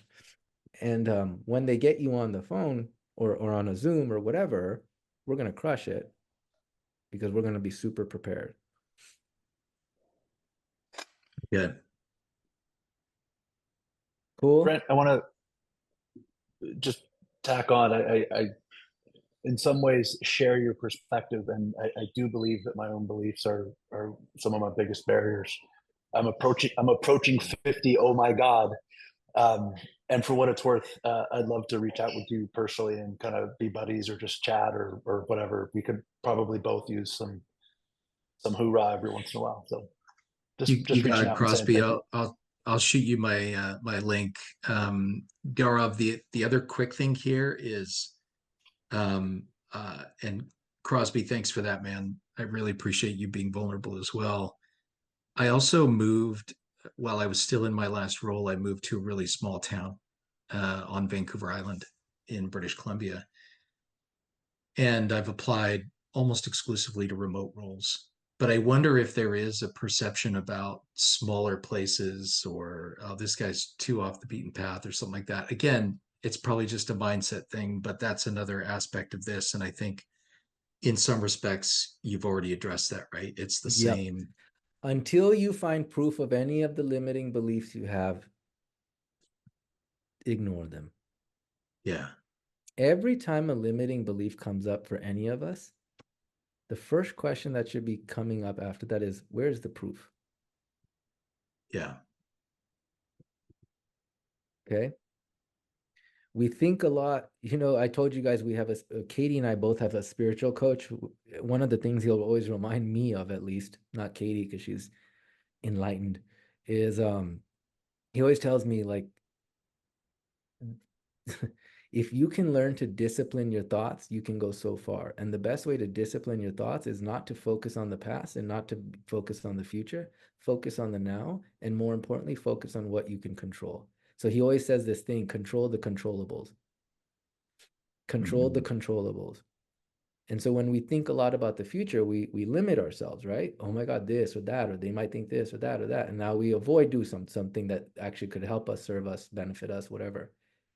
And when we think about the past, we keep giving ourselves reminders of how things didn't work. But keep in mind, in the past, you probably didn't have the information that you have now. So the past is gone. The future doesn't exist. What matters is what you know now, what you can control. And this is where you will be the most free from anything that hinders you, whatever, you know? You got this, man. Thank you. Appreciate that. For sure. If you think Brett got this, drop a +1 in the chat. I think Brett's got this. So I'm gonna write a +1 just for you, Brett. Oops, I wrote =1. But same thing, okay? Same thing. I didn't even follow my own advice. All right, we'll go to, let's try to keep these like one question if we can, so we can get to as many, and then if we have more, we can keep going. So Matt, I'll go to you, then Mayank. Oh no, I was supposed to go to Mayank next. Mayank, you, then Matt. My fault. I'm losing it. First of all, Gaurav, thank you very much for this session. I've had a lot of insights. I'm going to repeat the recordings, I think at least twice, to ensure that, you know, I capture every details. And thank you for such a great audience also. I'll ask 2 questions. I'm sorry, you know, both of them are in different directions. So I'm on a planned career break. This is what I wanted to do to scale up from the current state to the executive roles. And question is, how do we mention that in the LinkedIn, or, you know, specifically when we discuss about to the recruitment folks? Because everyone appreciates, but then, you know, there are always some thoughts in the back of the mind, like you said, you know, he's on a break, primarily people might assume it as negative thing. What's the second question? Second question is, you know, I've been recently, you know, creating a lot of specific LinkedIn posts, which are again aligned to the kind of role that I'm looking forward to. And so how are your views on terms of creating those posts every week once? And I'm also networking with a lot of industry folks who are opening up those kind of roles. So for example, if I would like to go for director of engineering in a bigger company, I'm leveraging actually the search that you mentioned. If I would like to go for a bit higher role in a startup, small scale startup, then I'm looking forward to connect to those. So your question is, should I write posts once a week? Yes. Yes, absolutely. No brainer, yes. The more you can put thought leadership, even if it's just opinion or something you learned, the more you're out there and you have exposure to people, and it shows that you're very interested. So thought leadership matters. You can do all of this without that, but it's like icing on the cake. The first question was, how do we, like what our clients do, and this is, I'm just giving, everything I'm answering is just based on what we do, okay? So I'm not naive enough to think like that's the only way. But what we do is we actually talk about the career break. Like we will list it literally on the resume and say what we did. I mean, if it's like a super personal thing, family member was ill or whatever, we don't say that. But we could say, you know, took care of a family member during, you know, whatever. But we'll never get into specifics. One of our clients, she wrote, took a mental break, traveled to, I forgot where she went. It was like Indonesia or something, learned how to cook Indonesian food, I think. But it was, anyway, she took a travel break because she had said, I had been working for 17 years straight, never took a real vacation to pursue what I wanted. Here's what I learned. And that was what she put in the paragraph. That was it. And then when she's like, nobody, I mean, there was not a shortage of interviews for her, basically, because that's interesting or that's relatable. people will be very empathetic to that. So like when you're talking about a break and it was intentional and you did stuff that you think is like cool or worth knowing without getting too personal, you could share it. And I promise you they'll bring it up in the interview and it gives you character. You guys want to know something? You know, the very first thing that we do with our clients when they join our program is what we call a career audit. And a career audit to me is like by far the most important thing about our entire program. No one gets to move forward without it. And in this audit, it's long. It's like a 2.5 hour long call. And what we're doing is we're getting to understand your background. And so we're not trying to figure out like, I don't say, oh, Mayank, tell me everything you've ever done. I don't want to know that. I want to know at each of these biggest problems, or sorry, at each of these big companies, what were the biggest problems that you solved? So I want to know what were the biggest problems that you solved. You guys can do this for yourself. It's really cool. Second, I want to know, how did you solve them in the most granular sense?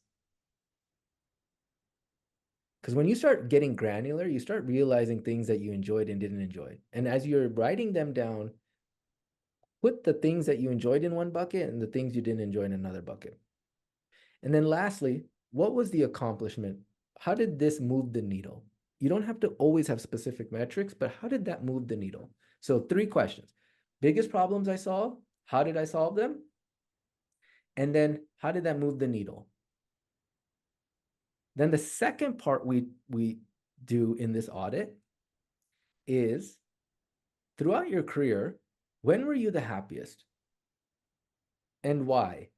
And what were the external factors and internal factors? Like what happened externally? Did you do something? Did you go on a trip to like Indonesia and learn how to cook like Homegirl did? When were you thriving in life and when weren't you? When you do this exercise, here's the if you've done it correctly, here's the magic that happens. You learn real quickly, what is the value that I bring to the open market? Number 2, what is the impact that I've not only made, but I'm more than capable of making?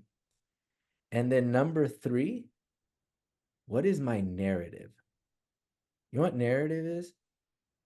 It's who am I? How did I get here? What have I enjoyed? Why have I enjoyed it? And do you know why narrative is important? Because in today's market, with all the competition you guys are seeing, keep this in mind. The skill gap between Matt and the next 3 candidates that this company is interviewing is going to be this big, right? This big. That means all of them are good. Matt and Jody and Gail and Miriam, they're all good. So if they're all good, then how do they decide who they're going to hire? It's your narrative. It's you, right? So this career gap you're talking about, all the things, this is like the imprint of who you are, what makes you you. Be proud of it. Remember the little kid, the one who's acting cool and the one who kind of just is cool? Be the is cool because you're just being yourself. You know what I'm saying? Sure. Hey, y'all. Katie McIntyre just joined. Would you like to say hi, Katie? If you don't know Katie McIntyre, she's my partner in crime, my favorite human, one of my favorite humans in life. Well, I was checking to make sure everything was okay. I thought you were supposed to be done at like 2.5 hours. This might be a new record. I know. Everyone's just hanging out. Hey, what words of Hi, Katie. wisdom I do you really have? liked your posts and videos. I enjoy reading them. Thank you very much for putting it out. I just wanted to say hi. I'll give you your $5 later. Thank you. Katie, what you have to say something to everyone now that you're here and I'm calling you out. Katie is our secret weapon at Career Sprout, y'all. Is there something specific you'd like me to talk about? Or How about this? You can answer Ben's question or Matt's question. Well, who has the easier question? Let's see, Matt, go ahead. Yeah, I do think mine's pretty easy, but real quick, thank you for this. This has been awesome, and mostly because I'm when you're going through this whole process, you start to doubt and feel like you're alone and all of it. And it's great to be able to know that there's this shared experience that's happening, and looking forward to connecting with some other folks on the call. But here's my question. I easily meet the 3-page, 15-year resume. And if you look at my career over the last 20 plus years, 28 years or so, now there's been like this, you could literally split it in half in my experience in product management and pre-sales, technical sales, both individual contributor and leading global teams in both of those practices. But I have narrowed it down and have done the process of knowing when I have been most happy in my career. And my question to you is, as I go and start looking for those opportunities, in that 3-page resume, do I bubble up that specific? So sales engineering is where it's at for me. I love working with those teams. And when I put that resume together, do I need to be in chronological order, or is it easier for a recruiter who's just kind of looking through my resume really very quickly to just hit those highlights specific to my time in sales engineering versus going chronological? Because I literally have jumped over my career from product management back to sales engineering, back to product management, and into leadership roles. So that's my question from just a layout in my resume. Who said your question was easy?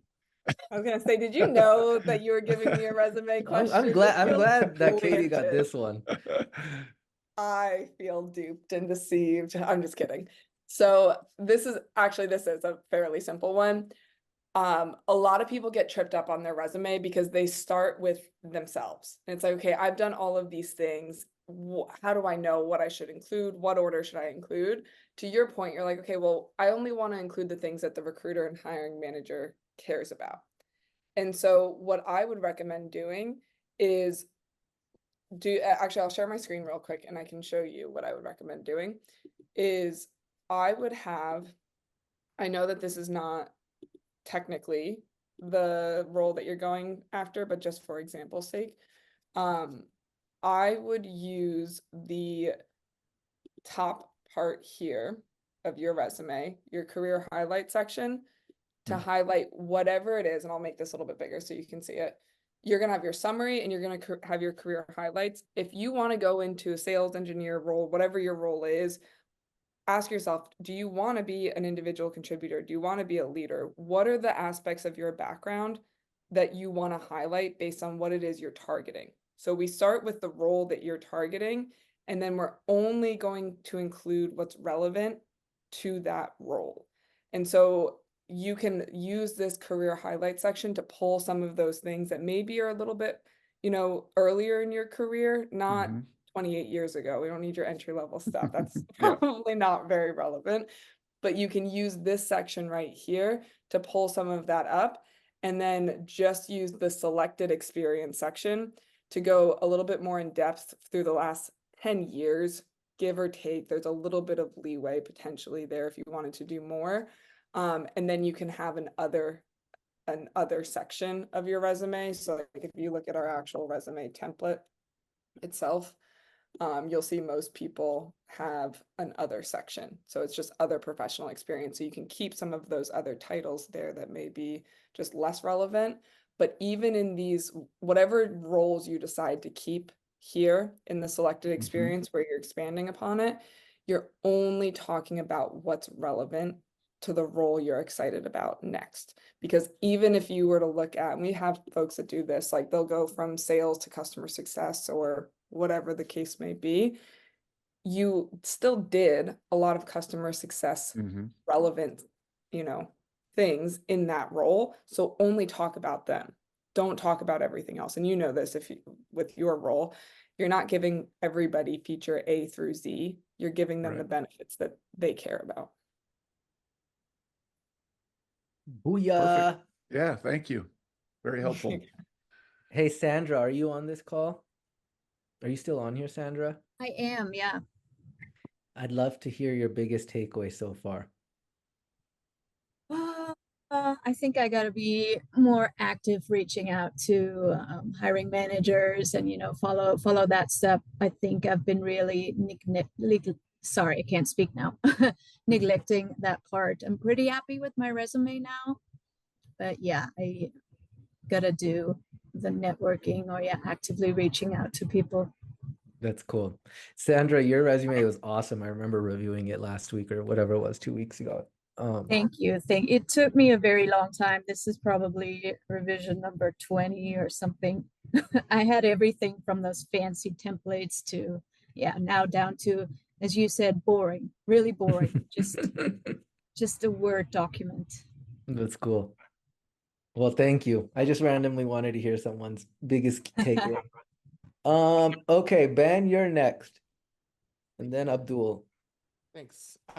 So my question is about the passage of time. I started my career in public relations 2001, 2002, 2003, and I spent about 5 or 6 years working as an actor. And then I moved into creative video production and have led teams in that direction. But I'm trying to go back towards public relations and work in those director of communications, director of content types of roles. But my accomplishments are so old from the PR days and the creative production world. The roles I have been in, we aren't managing metrics the way that a project manager, something that's very numbers based. It's more about the creative output. So I'm struggling with how to show that I actually have the knowledge and experience from old days in public relations, but avoid showing that it's from a time that where YouTube didn't exist, you know? And so like when I was pitching PR, we were faxing press releases and media kits and doing live events, and those things are coming back. I'm just having a hard time in my mind figuring out the story. In my mind, there's a lot of alignment between brand storytelling, video production, and the evolved role of public relations in brands, especially in tech. But the data is so old. How do I say, like, here's a job I did in 2004 and 5? I think you could follow the same advice that Katie actually just gave to who was it, Matt, right? Because if you include a career highlight section, you get to talk about the cool things that you've done throughout your career, and they don't have to, you don't have to mention how long ago you did them in the career highlight section. And then that way, when you bring it up, some experiences, like you were saying, might have been whatever month or year ago, and then another could have been more recent, but they get to see a more holistic version of who you are, what you've touched, how you've done it, and that matters more than when you did it. So I would create the career highlight section and make that the most relevant thing that you need to share, or include the most relevant information rather that you need to share. And that I would go about it that way. I appreciate that. And I'm about to launch a thought leadership newsletter, basically exploring where does brand storytelling exist. And I've been interviewing a lot of PR, marketing, and brand people to use this content to sort of show that I have these two sides of the pile. But, you know, it's just, how do you get it to match your resume and your LinkedIn, like you were saying at the beginning of the call? Yes, I can put it in career highlights, but then once they see it on a resume and they're like, oh, well, you've done PR, but this. But doesn't need to show when you did it. So if it was anything 15 years ago, I wouldn't, more than 15, you don't need to include that, but you could put in a career highlight section, is my point. Like you don't have to on the resume, you don't need to include you it? don't need to. If it's on the highlights, let them bring it up on the highlights and learn about it from the highlights. And then in the journey, when you talk about, in the interview, when you talk about your journey, this is where they get to see like how you got to where you're at. Okay, cool. Thanks. Okay, I hate to do this. I only have time for one more because I have an appointment at 2:00 that I need to run to. I didn't know we were gonna go this long. You guys have been awesome, so thanks for like staying with me. Okay, so Chris or Abdul, sorry, I'll go to you next, and then Chris, I might have to answer yours on LinkedIn or something like that. Hey, so my question kind of pertains to the interviewing process, and just I've been finding myself bombing the screening calls, and I don't know if it's me or the competition in tech right now. And I'd say I've been averaging about 1 to 2 screening calls a week. So I've been getting pretty good traction. That's not bad for me. Mhm. But and the first thing I'm going to do on the next call is follow everything you said. I want to try it. I'm very curious to see what the result looks like. But I mean, I've found myself doing some of the things you're already suggesting, and they say, we're going to submit you to so and so, and they do, and then it doesn't go through or it doesn't pan out. And after I ask for kind of like the why, and I just receive some BS response, and it's pretty demoralizing to have Mm, had that happen like half a dozen times now, yeah. like Um, back to back too. Like that's the worst part, I think, is that like if but I let had me ask, made it, sorry, go you're, ahead. you're not asking me a question. Yeah, yeah. I guess like what can I do after that's happened to try to like live and learn from my mistake? I think that's the hardest part with the interviewing process is they don't tell you what you did wrong. It just Hmm. you got to figure it out yourself, right? That's great. Um, That's a great question. So here's the analogy I'll use real quick. And I get that they're not telling you this, and I'll give you some feedback on that too. So this is more of a longer answer. But you watch baseball, Abdul? sometimes, yeah. Do you know in the Hall of Fame, the Baseball Hall of Fame, do you know what the batting average is of the best players in the Hall of Fame? It's pretty low. Pretty low. Yeah, yeah, Exactly. yeah. It's like 300s, I think. Yeah, yeah. So that means 7 out of 10 times they're striking out.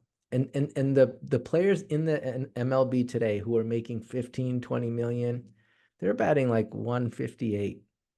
That means 9 out of 10 times they're striking out. What do you think they're doing in between games?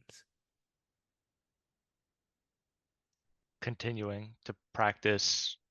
They're watching their swing, they're recording their swings, they're seeing how they can do better, they're asking for feedback, they're calling people who are better hitters, saying, how have you done this? Can you walk with me? Can you do a prep with me? Or, a session with me? So you won't always know what you're doing wrong. And that's like the part that kind of stinks because these companies don't divulge that. Some of it's for legal reasons, some of it's just because that's the thing. But what could you do? You could record your interview, right? Literally just put your phone next to your laptop next time, record your own interview, and ask yourself after, like, listen to it. Now, you can say, for question number 1, they asked me blank. Was my response too long? Did I kind of go off on too many tangents? Could I have made that more concise? Question number 3, it was a very specific behavioral question about something I would do in this job. Did I address actually what they need? Heck, if I were the hiring manager, would I hire me? It's like that's like it's gonna hurt, right? But it's good hurt. It's what gets Yeah. you better. Then you can reach out to people that either you know or maybe even don't know who are in these positions now and say, man, I got to tell you, Doug, in 10, 15 years, I hope to be where you are now. I'd love to learn a little bit more about your journey. Would you have some time to hop on a call with me? Or whatever, say something like that. Or people you do know. Would you be open to kind of doing a prep with me, or at least can I share a few of the responses I've given? And I'll tell you something, Abdul, that that I think hopefully you find some solace in. Katie and I have heard and prepped a lot of people.